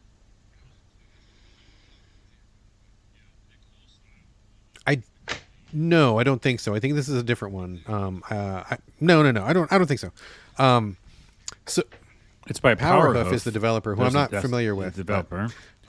Yeah, the cool style, pixelated. Exactly, 2D, very classic. The art style I think is very good. Like it's very pixely and kind of old school, reminiscent of like LucasArts or something like that. If you're old enough to remember that, but it's a very good style, very emotive, great animation. They do a lot with a little. And I think it's very attractive style. I think the story is pretty compelling so far. It's interesting. Like, how often do you play as an unhoused person or a homeless person, and kind of like what that perspective is, how people relate to you. Like right off the bat, people are kind of looking down their nose at you and like they kind of disregard you from the off. So that's like an element of a main character that we don't see too often, which I think is pretty interesting. Fully voice acted, and the voice acting is on point. Like it's all really good. I usually play my Switch with the sound off, but I left it on for this one and I dug out my headphones because I think the voice performances are really good. And I will say, I have a kind of a love-hate relationship with point and clicks. When we're playing the new school style, which is fewer locations, less writing, less items to really kind of speed the whole experience up, and less crazy moon logic puzzles, like more logical puzzles. Those ones I really like a lot. The old school stuff where it's like, you shave the cat and get the hair and put glue and make a mustache and go on like fuck all that shit. Fuck all that. Maniac fuck all Mansion, that. Put the Maniac hamster in the Mansion microwave style. and all that stuff. Like no. Yeah. So this definitely feels like it's more on the new school side, which I am appreciating. But it's interesting. They do a couple of things mechanically they think are very fascinating. So number one, they strongly encourage you, after a brief period in the game, you get a map. And once you get the map, you can go to any locations you've already been to. And so sometimes the answer to one puzzle here is at another location entirely, which is kind of weird for me. Most of the time when I play point and click, it's like you get to a zone. Usually what you need is right there, and you know, maybe a couple rooms, but you're still in the same location. But this one, you're like going all across the map and going back and forth. So that's kind of forcing me to expand my thinking a little bit, which is a little bit of a challenge for me. But that's not annoying as hell because we don't it's like not, that. It's actually not been a problem. I think most locations are usually 1 or 2 rooms. And what makes it good is the thing I'm just about to say is they've actually done something brand new with the way that you interface. You don't do the pixel search with your mouse. You don't necessarily push a button and all the interactable things light up. What you do is, and I think you can turn this on or off if you like, if you don't like it, but you walk around with your left stick. So you're walking in these environments, and when you move the right stick, a little circle appears around your guy, like a UI circle. And anything that's within his immediate vicinity will have like a little icon to show you which direction it is, and whether it's like a circle means yes, go check it out, or an X means it's just text. So like as you're walking around, you like kind of like you navigate the environment. You still have to be searching. It's not too passive, but as you know, anything within like 5 feet of you, you'll be like, oh, there's something to look at, and you can go find this thing. And on top of that, when you do find something that's good, when you go to the pause screen, there's these little icons at the top of the screen, and each one of these is like a side quest or a line of inquiry, and each one gets updated as you find something. So you might have 6 quests going at the same time. They're all right there, and it tells you exactly, like the first line is like what happened, the second line is what you need to do next. And so if you're ever not sure what you're doing, you just pause. Oh shit, that's right. Oh, I got the oil can. Okay, I need to go back over here, and it was over here. Or oh, I need to talk to this guy. I forgot to talk to this guy. I'm going to go back over here. So they have all these like technical assistances to kind of like keep you moving through the game, which I think is brilliant. It's so really good. I really like it a lot, and I think it sounds like a template that people. I think this is great. Right? I think this is genuinely something that, like you said, a template that anybody doing a point and click in the future should really be looking at this game to see what they're doing to modernize the genre. Really been enjoying it a lot. I think this is a really good one. Having a good time. Story's compelling. Gameplay is compelling. It looks great. I think this is a real winner, and it's awesome on the Switch too, for sure. It's on the Switch as well, I believe. It would be fine there as well. So definitely like a thumbs up on the Drifter so far. Liking it a lot. Apologies to digress, but what's your thoughts? I just on like the Switch reviews, 2 and so they're far? like 10 out of 10, and like a bunch of people really like it. It did as well. good on PC for sure. Yeah. It did good, yeah. And it's not it's not on the consoles yet. It's only Windows and Switch. Yeah. So, and I think it hits Switch tomorrow. Yeah. Yeah. Yeah. The Switch too, yeah. Well, there's a No, valid question. I mentioned it on last week's show a little bit, and I think my thoughts are basically the same. I picked it up after getting an unexpected windfall. Wasn't planning to buy it yet. Hadn't really felt the urge to make the jump, but I figured now's as good a time as any. And I don't regret it. I like it. I mean, I think it's fun. It's big. It almost feels like a little bit too big, which is weird to say. I like the bigger screen, but like holding it feels like more of a thing, more of an intentional. I'm not just like whipping it out from a pocket. Like it's a little bit bigger, and so you've got to have a dedicated case. But I mean, it feels good. Graphics are great. The bigger screen is great. It feels just like. I mean, I like it. I like the Switch. Therefore, I like the Switch too, because it just feels like the Switch, but more Switch. And I like the Switch. So it's not anything that's like changing my mind, or it doesn't feel like it's bringing a lot new to the table. But then again, I don't think it needed to, because I was like mega satisfied with the Switch. I love the Switch, and I never felt like, gosh darn it, I would like this thing only if, like, I really like the Switch a lot. They've sped up the shop, which is great. They fixed all the cursor problems in the shop, which was super annoying. The screen is bigger. The little magnet things for the Joy-Cons are fine. I mean, I don't know, I just like it. It's fine. You're talking about the handheld stuff, which I've never used, which is so funny because it's always done for me. But at the same time, I'll say, it's similar to Xbox. And this is kind of a negative thing, but it doesn't have a killer app. Isn't that interesting? Donkey Kong maybe. People really like Pocopia a lot, yeah. And I have Pocopia too, but I played that game. It's just a fun game. It's not like a system seller. It's like it doesn't have that thing, so people don't need to buy that. I don't think it does. Like you said, it does all the things better. We should be saying Mario Kart World, but that is not a compelling enough reason to own a Switch 2, because you've still got Mario Kart 8 Deluxe, which is a fucking amazing Mario Kart game. Still great, all these years later. But Mario Kart World, I played the shit out of it for the first 2 weeks that I had a Switch 2, and I've not gone back to it. Yeah. Same. Well, and interesting, I'm not really like a Nintendo guy in that sense. Like, I don't really like their key franchises. Like, I mean, I'll play a Mario, and I'm not anti anything, but, I'm not like a giant Mario fanboy. I'm not a big Zelda fanboy. I don't really, like most of the big Nintendo franchises, I can take them or leave them. Like, they're not really my jam. And so I don't really come to the Switch for any of those things. So I didn't, it doesn't bother me at this point, but I am curious to see what's going to be coming up. I know they're talking about Star Fox is coming soon. I've always been kind of like meh on Star Fox, so I don't know. So, but then again, I'm not looking for a killer app. I mean, I think I just wanted a continuation of the hardware. So from that respect, very satisfied with it. If I was looking for a marquee title, I might be disappointed, but I'm good on it so far. Love the Switch, love this. So yeah, for sure. Let's see. Matt. Yep. Nier Automata. This has come out of nowhere. Yeah, this is kind of a. You out guys of are bringing nowhere. like some unexpected choices here. It literally came Nier out of nowhere. Automata. So I guess tell us about this. How did you come to it? Is this your first time? What do you think? Let's talk about some Nier. So I did way back in the day when I had a PS3. I rented. You know when you used to be able to rent games at your local Blockbuster? Oh yeah, a million years ago. Yeah, a long time ago. I rented Nier, and I only played a few hours of it, and I wasn't in the right vibe for it at the time, so I never even finished it. Like on 360 or PlayStation 2, something like that? PlayStation 3, I think it was. PlayStation 3, yeah. So Nier Automata, I got a hold of a copy of it, and I really enjoyed this game. This one just passed me by when it came out. I mean, 2017 it came out, so it's nearly 10 years. And the combat is really fun in this game. It's Platinum Games, isn't it? Doing the development, and the story's quite compelling as well. I was quite surprised about how involved the story is. In regards to you play as primarily. Well, I know there's multiple playthroughs now that you have to get all the story for, which I was not prepared for. But you put playing as 2B, which is the name of the android, female android.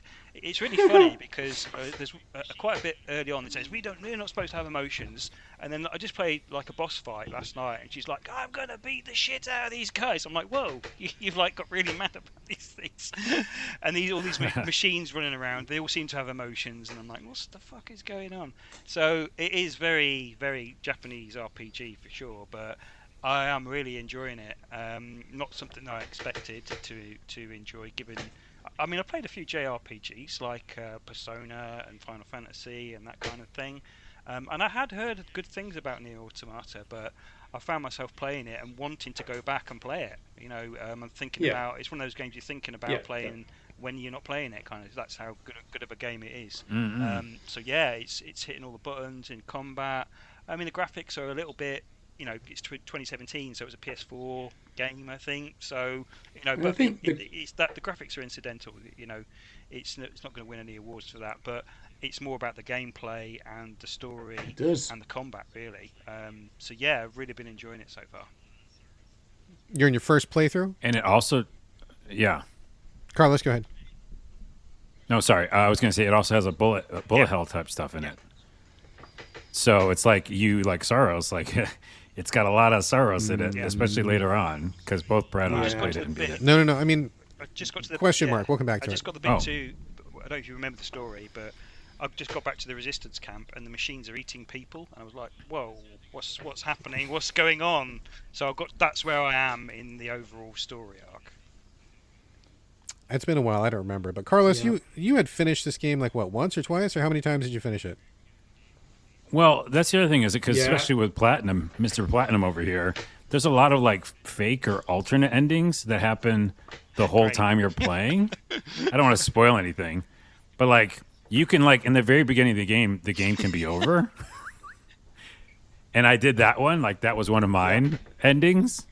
So there's a lot of like alternate ways, but yeah, I beat it. Brad, didn't I beat it at the same time? Beat, like the first run, like playthrough A or whatever, and then I feel like I beat playthrough B, and at that point I was like, okay, so like I had played through all of the original Nier. Like that was kind of a big deal at Game Critics at the time. We have a long history. I'm not going to tell the story now, but like we had sunk a lot of time and effort into the first Nier, and that was one where like you beat the game, then you beat it again and see things from a different perspective. And I think you only had to beat it like really 2 times to get like the majority of the experience. There was a couple little things, but I'm like, I'm not going to do a C or a D because it's not worth a couple seconds of cutscene or whatever. And so to come back to Nier Automata, this one was weird for me because I played through the first time and I'm like, okay, this is okay. Got to the B and I'm like, okay, you did this trick last time. I don't know that I want to do this again. But it seemed like they really put more into like B and C and D to really where if you wanted to get as much as you previously got, you had to go further. By the time I started my C playthrough, I'm like, ugh, like okay, I'm good on this. But I got to be honest, like it's taken on such a life of its own, and it's become such a cult title and gained so much popularity. I feel like I almost have to go back and finish it like for real now with B and C and D, because I feel like so many people talk about it and reference it, and it's become such an unexpected touchstone. I think technically you have to finish I've only Automata seen like half of it, and I feel like I probably should go back and see more. So I'm tempted, but I haven't really pulled that trigger yet. So playthrough Jeremy, B is the one that's most similar to playthrough A. Yeah, no, go ahead, Jeremy. C, D, and E are all vastly different, to the extent where the story diverges so much that you even play as different characters than you were doing earlier on in the game. So, like, you've played through the one that's the most similar to the first playthrough, but then if you keep going from here, it's going to change quite a lot. Yeah. Yeah, so you play as 2B in the first play and then 9S in the second one, but you play as... That's cool. Yeah. So in the third playthrough, I think the second one is the second character though, right? Entirely. Not minor spoiler. You play as the guy the second time? The second playthrough is the guy. Yeah. But in 9S... Yeah, go ahead. Yeah, but the way you described it makes me want to go back, which is that it's like if it's wildly different, because 2 was very similar to 1, but there was like different like platforming levels, and like they did change it up enough. It was in kind of 2. different. Like I felt like I was doing different mechanics in 2. You know? Yeah. Yes.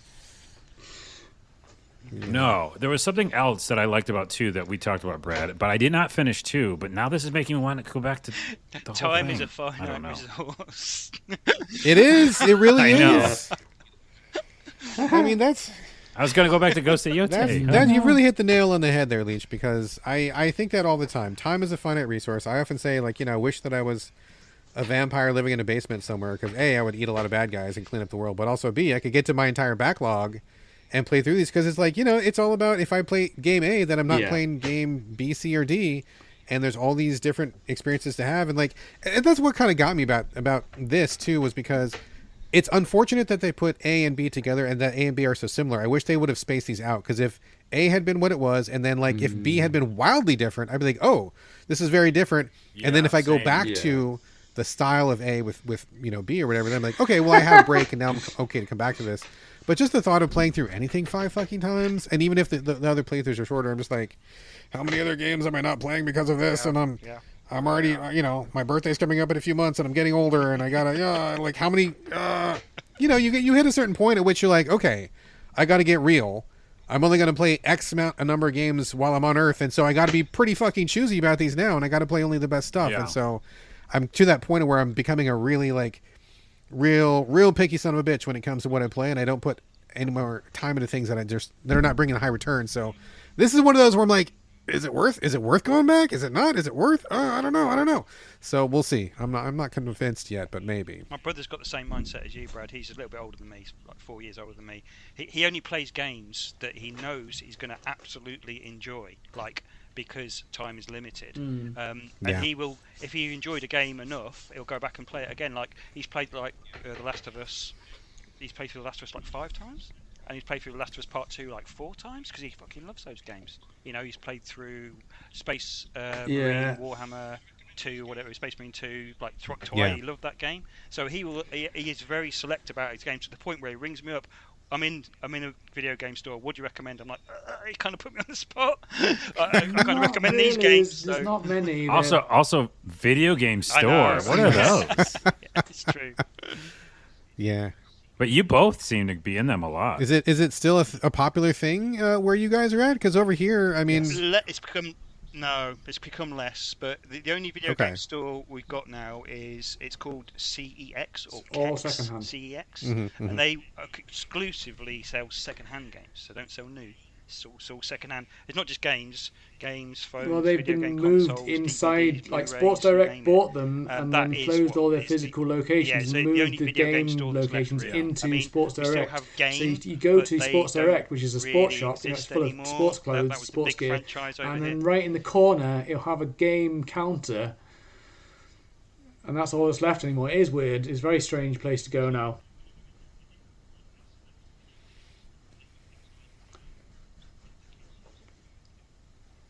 Nerf guns. That's weird. And they've got Funko Pops. It's not even video games. Now, when you go in now, they do have like a selection of video games, but they've got things like what's the things that kids use that fire the little, rubber Nerf guns. They have Nerf guns, or they have the Funko Pops. Yeah. That kind of shit. So.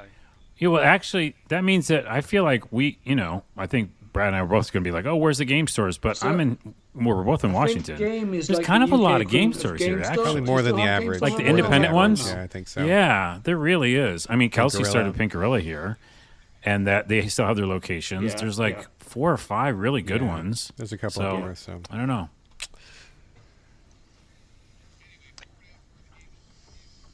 Mm-hmm. Yeah, they're around, but like I haven't been to one in a while, and like they're half of it is Funko Pops, or like weird anime statues or something or whatever. So it's not. Not really anymore. So anyway, pour one out for the game stores. There we go. One more game to talk about before we wrap things up. Carlos, back to you for Saints Row. I know we brought it up on the show a while ago. I went back to it and I liked it, but then I got sidetracked with some review stuff. It's still in my hard drive, and I still look at it. I made a character. That was fun. Oh yeah, but so tell us about what you've been doing with Saints Row. You went back to it more. You finished it again. Like what are we doing with Saints Row here? Well, it's a specific Saints Row. So here's why I bring it to the show, because I want to talk about GTA. Okay, that's the real reason. So we'll talk about GTA. All of us, all 4 of us will talk about GTA. But before we, so this is the thing. So I told Brad to go back and play the newest Saints Row, which is just called Saints Row, and it was like a return to old school Saints Row. With a little bit of new sensibilities, like obviously the characters, if you haven't heard, are like more modern, and like it's a group of younger people trying to figure it out and like pay rent, and there's like some modern stuff there. But the actual gameplay is just like old school fun, like ridiculousness, jumping cars, all the to me the playability just really feels really good. Dodge rolling, Brad, everything, you can just jump and fly, and it just feels like you're immediately into it. And so I beat that game, played the DLC. They had DLC for it. I just loved it. And so I was like, I want to play another Saints Row experience because, which we'll get to in a minute, I want competitors for GTA 6 because I like open world games that are just like that vibe. So I went back to play Saints Row Gat Out of Hell. That's the DLC, though, isn't it? It's like a DLC campaign? That's the one. It's like an expansion of one of the Saints Row games. It wasn't a full-on game on its own. It's a standalone thing, something though. Else. No, it is. Yeah, it's a full-on game. And so it has an intro, and all the people are hanging out, and then they get sucked into a Ouija board or whatever. They go to hell. So the whole game is in hell. Right. But what's fun about it is that I think the original time we talked about on the show, maybe, I didn't want to play it because I wanted like a modern open-world game, I was like, oh, I'm just in hell the whole time. There's demons.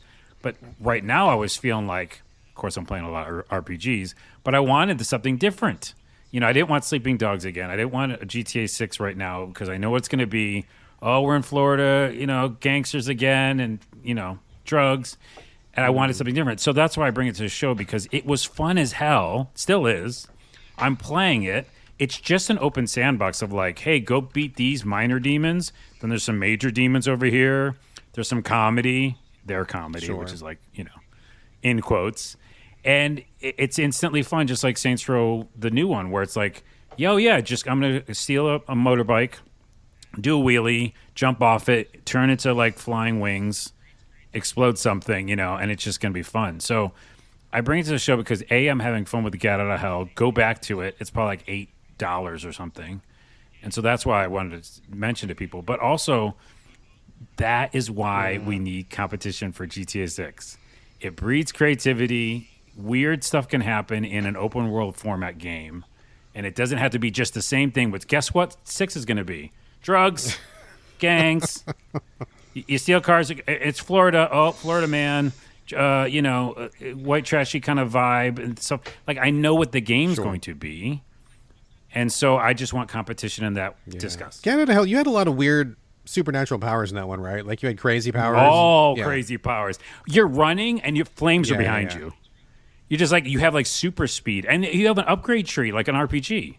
So like you're getting stronger.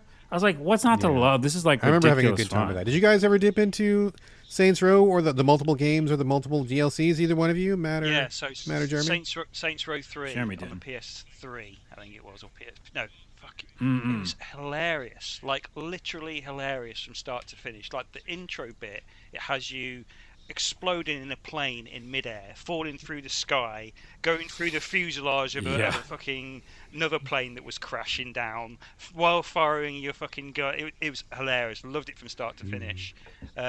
Saints Row 4, I was put off because in Saints Row 4, you're like Superman because you're in an AI generated world. You basically got a VR headset on the entire game, your character, and I'm like, I don't want to play that. But the Gat Out of Hell seems like quite interesting, and Carlos is right. You need some kind of antithesis almost to GTA. Don't get me wrong, I like GTA 4, I like GTA 5, I will play GTA 6. Rockstar might surprise us, but they're probably going to play it safe. Of course they will, but because it's going to generate a ton of fucking money, isn't it? But you need something that's like on the same kind of level or just below it, but almost like a jokey, tongue-in-cheek kind of version of an open world. And we haven't really had that since the Saints Row games. And the last Saints Row game didn't do very well. I think they wound up the studio after. I don't think that studio exists anymore. Correct me if I'm wrong. No, they're gone. Yeah, they folded a while ago. Yeah, unfortunately. So there's no kind of like alternative version of like an open world sandbox to what GTA 6 is, the behemoth that it's going to be. Yeah. Sleeping Dogs was great too. Remember, Brad? You like that? Yeah, Sleeping Dogs was great, and I'm a big fan of the Saints Row series for sure. It's sad that they are not around anymore. Volition, I believe their name was, but. Volition, yeah. And what Sleeping Dogs did is what I'm kind of asking for is like, and Get Out of Hell. They're, again, different alternative takes on what you can do with that world. It doesn't have to be just crime, and whatever. I know that's why it's called Grand Theft Auto, but like Sleeping Dogs, there's like karate and like an interesting love story and stuff like that, different things going on. And Get Out of Hell, it's demons. So I just want more of those. And I always go back to Earthbound because I know that's not a totally different type of game. You're not stealing cars or killing people. But, like, that's an open worldy kind of, like, modern, different take. You're like, oh, it's a neighborhood. I know this kind of place. But I'm doing weird things like following a band and, whatever. Like, weird stuff. And then there's combat. So that's what I want. Yeah. But, anyways. All right, folks. Before we finish, I want to use this last thing about GTA to hit one quick rant. And I want to get everyone's opinion, but I'm pretty sure I know what it is. But I think the idea of every game company and developer hiding from the GTA release, in my opinion, Carlos Riddell's opinion, is fucking ridiculous. And here's my pitch, and then I want to hear what you all think. Yeah. I understand the thing that if people have so much money, they can only buy a couple games a year or whatever. Let's say that. I get that. But even with that, if I had enough money for 2 games, and GTA 6 came out, and Fable finally came out, motherfuckers, or some other RPG came out, I'd buy fucking both of them. Because I want different experiences for different moments. We belabor this point on the podcast. Sometimes I want a horror movie, and sometimes I want a drama. And I just think it's ridiculous that game companies are. And by the way, they're going to screw everybody else because they're all going to pile up together. I think and then they're going to that competition is going to be real. People aren't going to buy 50 games at once, right? But I just think it's silly because I think people have different tastes for different times. And what are your thoughts, everybody? Let me go last because I got a lot to say. Let's hit J-Monster. He's got a lot to say. People who are into Zelda are going to buy Zelda no matter what. And GTA won't really affect them. So I think they might be the one who go up against GTA. But other than that, like you say, it's pretty much everyone's coming out in September or maybe October. And then after that, it's like 2027. Like, everyone's terrified of releasing in November and December because of GTA 6. Mm-hmm.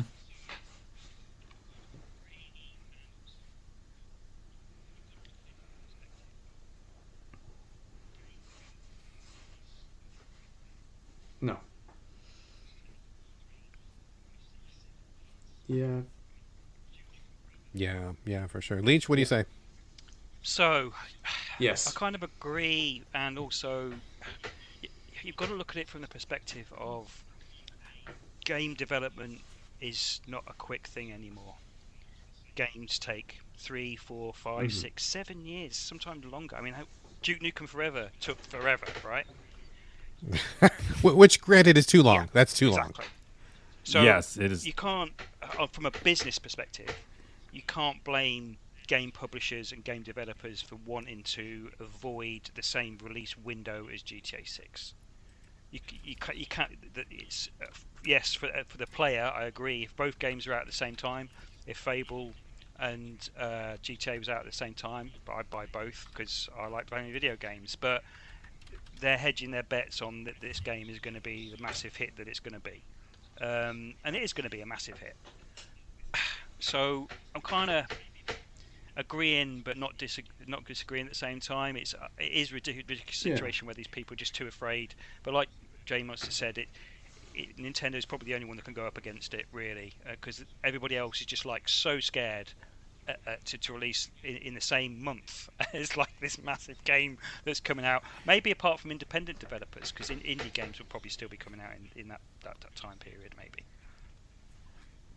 Before Brad goes, can I drill down on what you just said, Matt? Because I'm wondering, like, I really think we can get to something special here with this discussion, because you have, like, again, on a Monday, I feel like playing GTA, but then I'm burnt out on it on Wednesday, and I want to play an RPG. I just no ifs, ands, or buts. I'm not going to play an open world game, and so I'm just wondering, how do the developers think that they're going to lose money?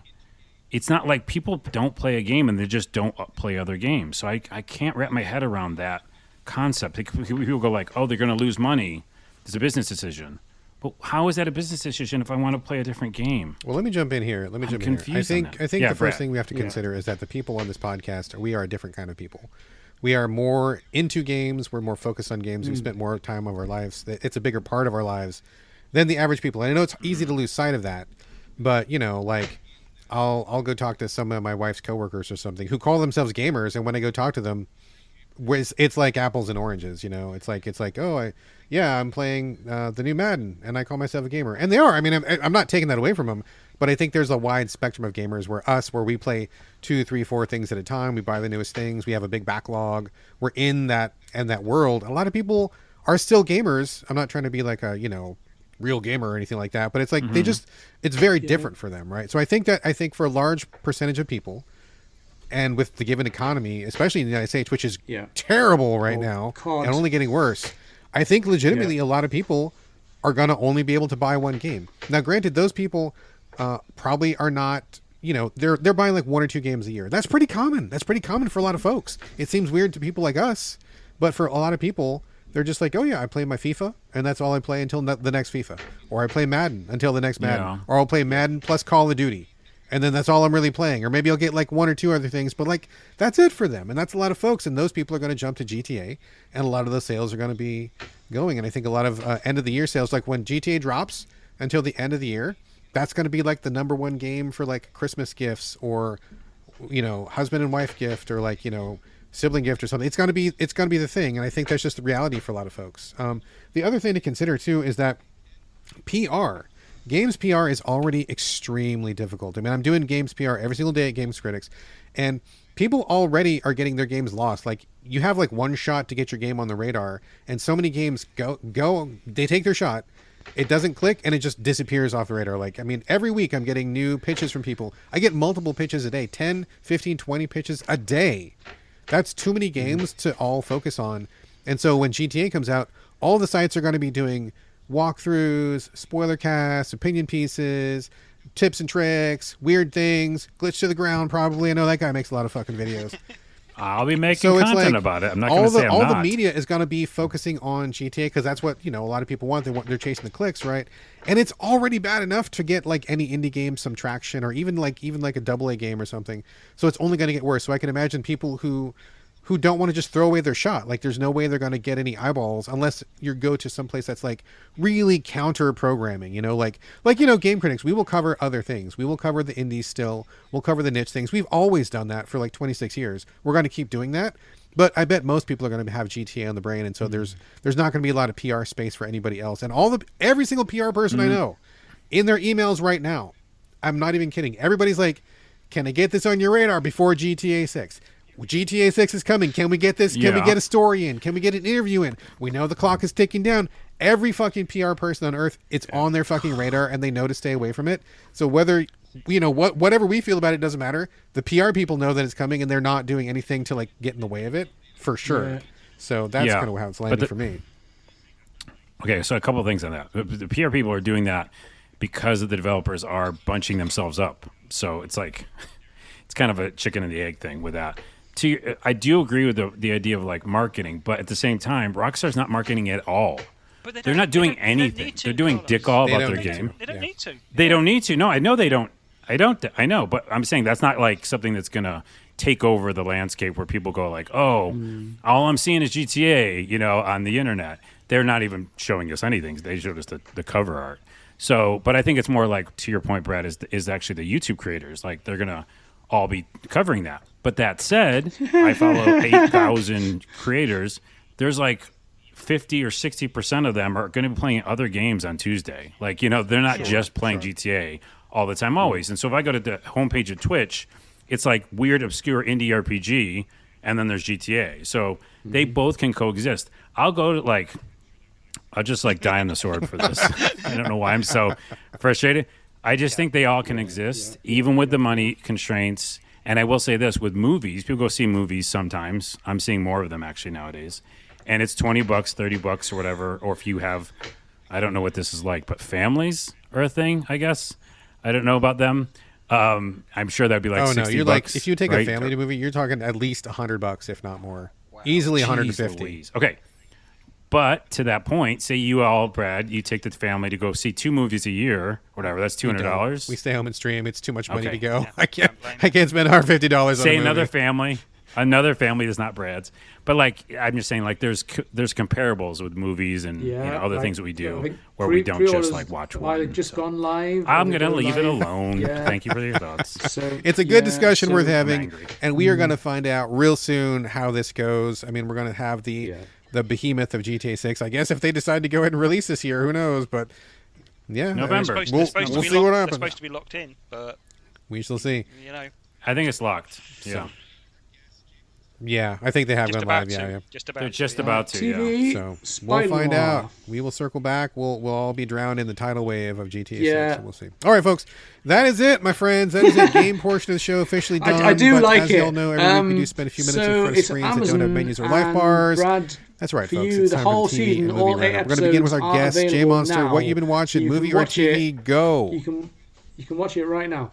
And also, what I find very interesting about this one, it's so good, isn't it? 2 choices of how to watch it. There's a full color I version. front-loaded that, sorry. How do you like it? Because it is noir. It's set in the 30s, and apparently the director wanted to just have the black and white version. That's his artistic vision. So I'm watching it in black and white because that's how the director wants people to watch it. Apparently Amazon wouldn't let him release it in just black and white because they were too worried that it'll put people off from watching it if there's not a colour version. So that's why there's both versions. I know Matt's not quite started yet, and I've been trying to sway him to watch the black and white version, but he's not feeling it. He's going colour. Oh, you have?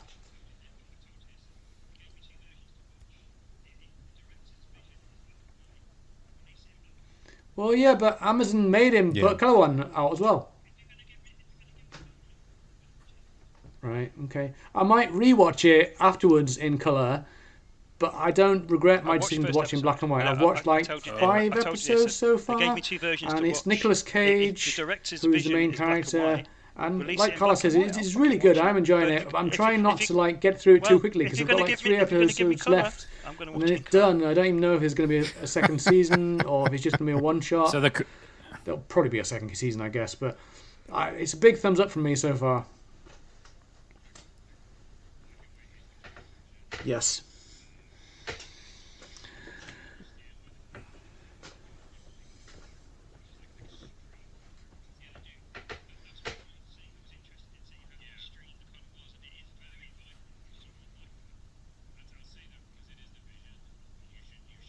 Excellent.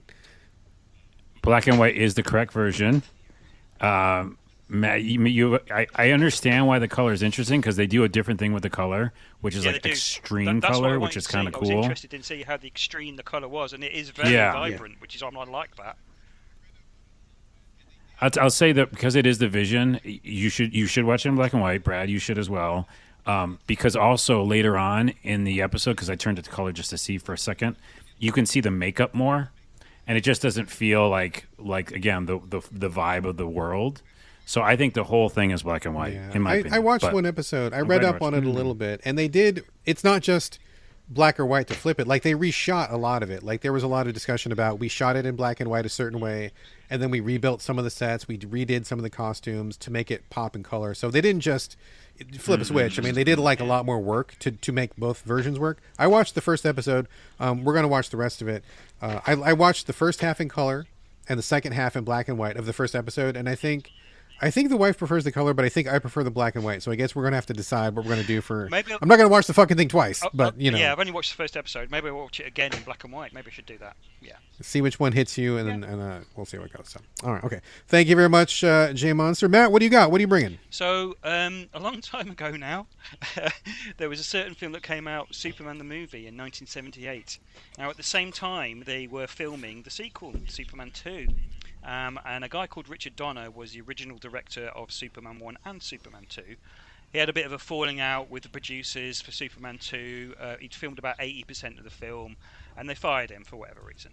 So then they hired a new director called Richard Lester, who completed Superman 2, but he had to reshoot a lot of the film, like more than 50% of the film, so he didn't get credit. So the theatrical version that came out in 1981, I think, it might be 1980. That was Richard Lester's version. Now, I remember trying to go and see this in a cinema when I was like 6-7 years old. No, actually, we went to go and see The Empire Strikes Back, but the queue was so long it went twice around the block, and my dad said, "Fuck this, we'll go and see Superman 2 instead." So I think Superman 2 was the first movie that I ever saw at the cinema when I was like 6 or 7 years old. Anyway. Wow. Okay. So years and years later, fans have been campaigning for Richard Donner's version to be released as the Richard Donner cut of Superman 2. And Richard Donner was like, "No, I don't want to do it. Or maybe I'll do it. No, I don't want to do it." No, it took a lot of him convincing. But in 2004, just after Christopher Reeve passed away, actually, Richard Donner finally decided that he would recut this movie with one of the original guys who cut the first movie. They found all his footage. It was all in reels in the Warner Brothers, storage. Wow, still had it. Yeah, they had most of the footage. So they were able to cut a Richard Donner version of this movie. I'd never seen this movie, as in the Richard Donner cut. It came out on DVD. DVD in 2006. I'd never seen it, so I'm going to have a little bit of a rant here, but only a little bit. I couldn't find anywhere online for it to rent. You can only buy. Mm-hmm. Remember with Blockbuster? Again, I mentioned it. You used to be able to go down and rent a movie. You can't do that anymore. Anyway, so I had to buy it on Amazon Prime HD version for like probably $10. I think it was something like that. And I watched it yesterday, and I really fucking enjoyed it. It's a really good version of the movie. Interesting fact is there's a bit where, spoilers for a 40-year-old film, Lois Lane finds out that Clark Kent is Superman. What? In the Richard Lester version, Clark trips and puts his hand into a fire and pulls it out, and Lois sees it and sees that he's perfectly fine, and then he admits that he's Superman.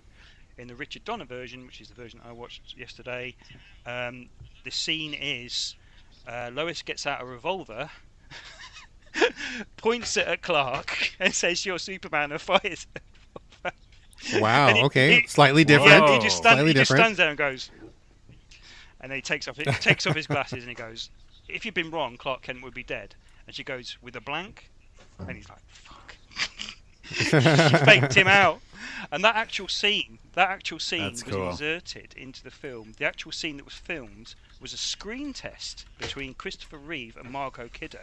So it wasn't never actually part of the original production. It was just a screen test. And you can tell because their hair changes and his glasses change and his posture changes. It's a bit weird that they put that in, but I think Richard Donner was so adamant that he wanted to be his definitive version of the movie, he put that in there.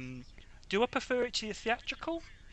I'm going to say yeah, because the original was a bit jokey. And I like my Superman or superhero movies to be a bit more serious. So this was a little bit more serious. There's still a couple of jokes in there, of course, because it was just a period of the time. But if you've not seen this cut of the movie, I recommend it. Excellent. I didn't even really realize it existed, so I'll definitely check that out for sure. Right on. I didn't either. It made me go back and look at Superman 2 trailer, and then I saw Superman 3. Yes, it has Richard Pryor in it. Yeah, true. Yeah. I forgot about that. Yeah, it was like a comedy, I think, right? Like, I saw that at the cinema as well with my dad. I remember going to see that one.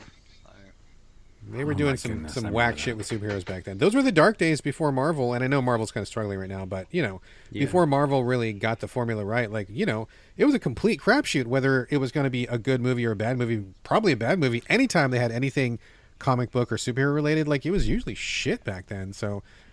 It was until Tim Burton. With the Batman. Yeah, that was the turning point. Yeah, for sure. It. And then it was Marvel before locked Marvel. it in, and then Marvel had their golden 10 years or whatever. So that was, if anybody doesn't remember or hasn't been born, or if you started with the Marvel era or whatever, boy, you missed some real shit shows back in the day. We had some crap to put up with. We had a lot. So.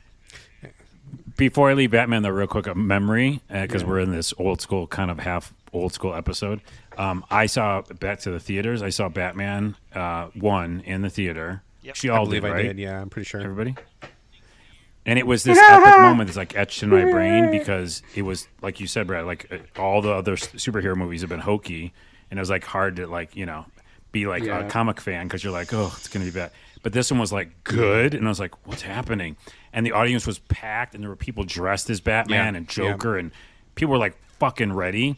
And I remember the moment everyone's freaking out, this standing room moment, people are in the aisles, and the moment the Batwing goes up into the moon and matches the moon, people threw things in the air. Sure.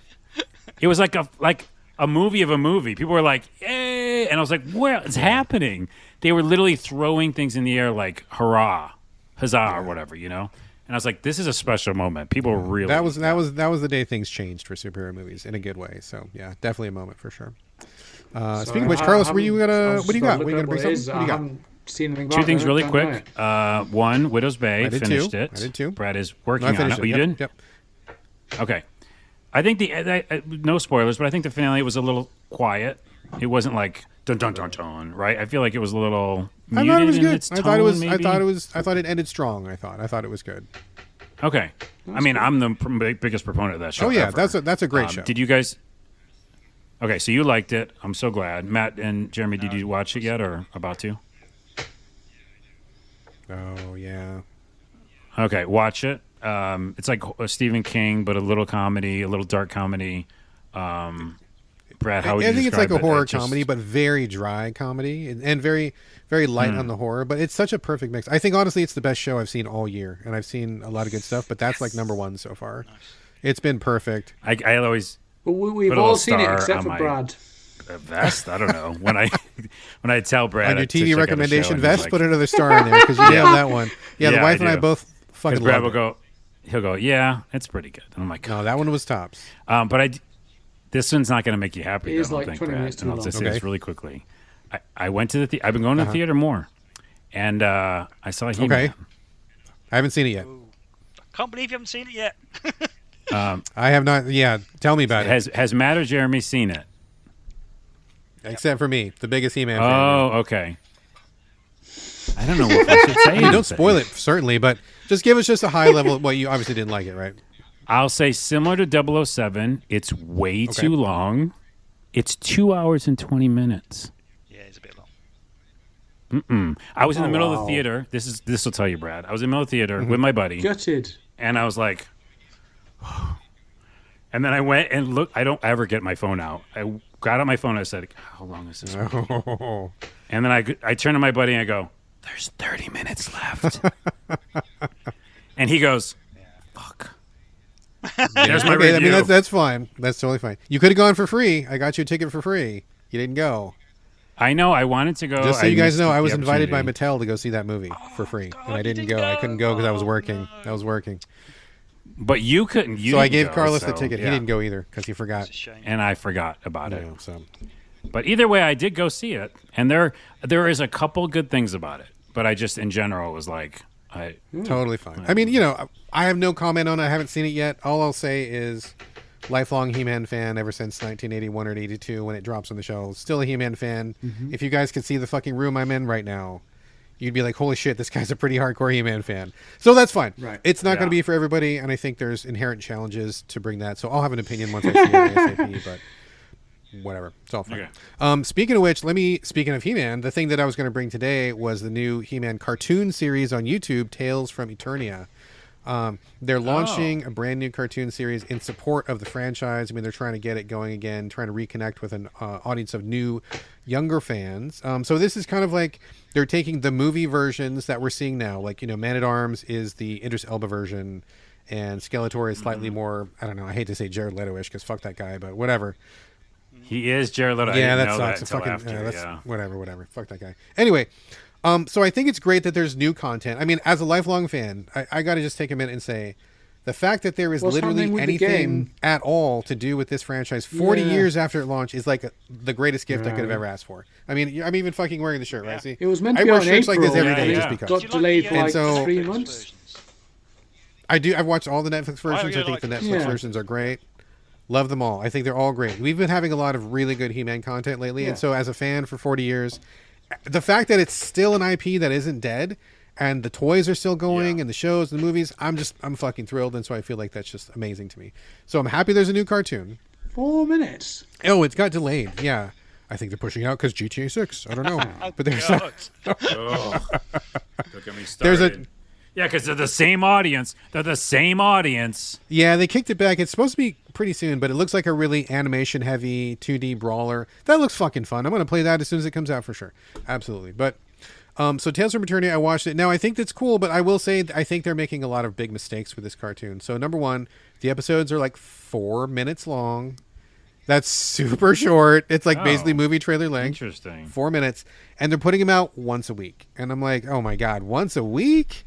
I wish that they had put these out before the movie came so that people who don't know what He-Man's about. There's a lot of people who don't even know what He-Man's about. That's fine. It's from 40 fucking years ago. Yeah. A lot of people don't know. Put it out early, show it to the kids, get the kids interested, get the people interested, rekindle some of the nostalgia. They should have totally got that out there ahead of time to get people hyped for it. And then when they go see the movie, they're like, oh, okay, I get it. Movie's over. I mean, well, it's already, debuted and stuff, and, but now it's like 4 minutes once a week. I mean, no one's going to even remember it shows, and I'm just like, what are you guys doing? You got this completely backwards. So I watched the first episode. I mean, I'm like, okay, I watched the thing for 4 minutes. It was fine. I wish I could watch a bunch of these in a row. I want more content, but I think this is kind of a miss that it's so little and so few far between. I totally agree. I'll still support it, but they should have pushed it out for the movie, because I went to see the movie with my daughter and her boyfriend, and they were like, so who is He-Man then? And I was like, how do I explain this in a couple of sentences? I'm like, just watch the movie and ask me questions after. So that's what they did. Yeah. On Missed opportunity Instagram, PR. I am so J_monster. Anyway, all right, folks, that is a show. We got there. 4 people, incredible episode. Before the closing music, we'd love for everybody listening to leave reviews, share it on social media. Most important of all, please recommend the show to your friends, because nothing beats good old word of mouth. And as always, we want to get your questions and comments. Hit me up directly, SoVideoGamesPodcast@gmail.com. Hit me up on social media.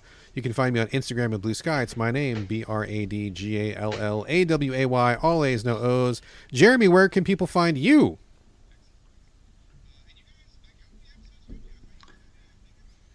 $64. Excellent. Yeah.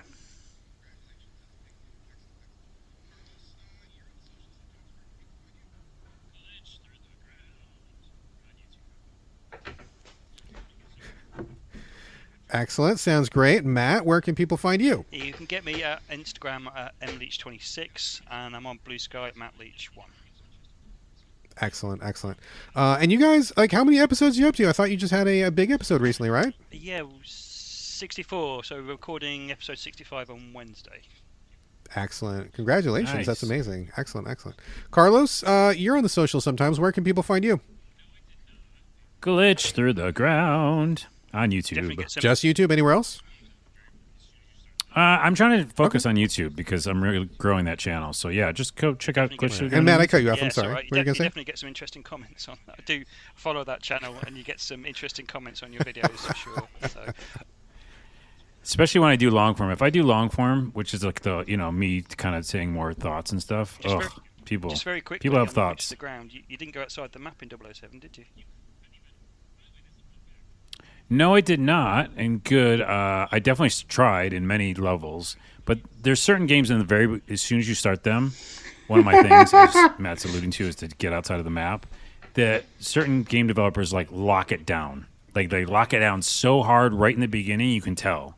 So like the very first stage, you go backwards or go left or right, you'll see an invisible wall that's like to the heavens. You won't even be thinking about getting out of this map. So they're that kind of developer. Like you couldn't even. By the way, this is a fun fact. It has Uncharted levels where like, oh, don't fall off the mountain. You know what I mean? Like, oh, grab the pipes. You can't fall. Yeah. You can't fall. Where's the fear in the game then? Because Carlos 100% hit a guy, watched him fall off the mountain. And I was like, I got to jump off this mountain. Couldn't get off the mountain. Invisible wall. So, like, yeah, you can't even. Glitch through the ground, defeated by IO Interactive. Yes, they defeated me. They won. All right, folks, if you've enjoyed this discussion, if you've enjoyed these guests, you can keep this conversation going by joining us in the So Videogames Discord, totally free of charge. You can also join these guys in their Discord as well, totally free of charge as well, I assume? Yes. All right. Do both, whatever you like. Hit us up through any of the channels we have mentioned, and we will get you on board to continue this convo. And finally, if you like this episode and you want to hear more, you can support the show and sister site GameCritics.com by going to patreon.com/the So Video Games Podcast. Every single dollar helps, and a euro helps that much more. All right, folks, that is going to do it for episode 493. Thank you again for joining all of us here on the So Video Games Podcast, and I'll see you next week. Carlos? I'll see you at some point. Also, this episode was at the same length as the He-Man movie. Okay. Good to know. And please join Matt and Jeremy on their show. Two guys. Every time you got it, right? Okay, we all know this, right? We all know, like, we're all thinking of the Two Girls, One Cup thing. Whenever I fucking say your name of the podcast, my brain does a freeze because I'm like, wait, don't say that. Oh, wait, no, it's something different. And I kind of go through this little glitch. And I'm trying definitely to not reference that, which I totally just did. So please join these guys on the Two Girls, One Cup podcast. And they'll talk about all sorts of spicy stuff for you. Go hit them up. They're good guys. They do a good show. Join their Discord. And we will talk to y'all later on. Thank you very much. Bye-bye. Cheers. Bye. Bye.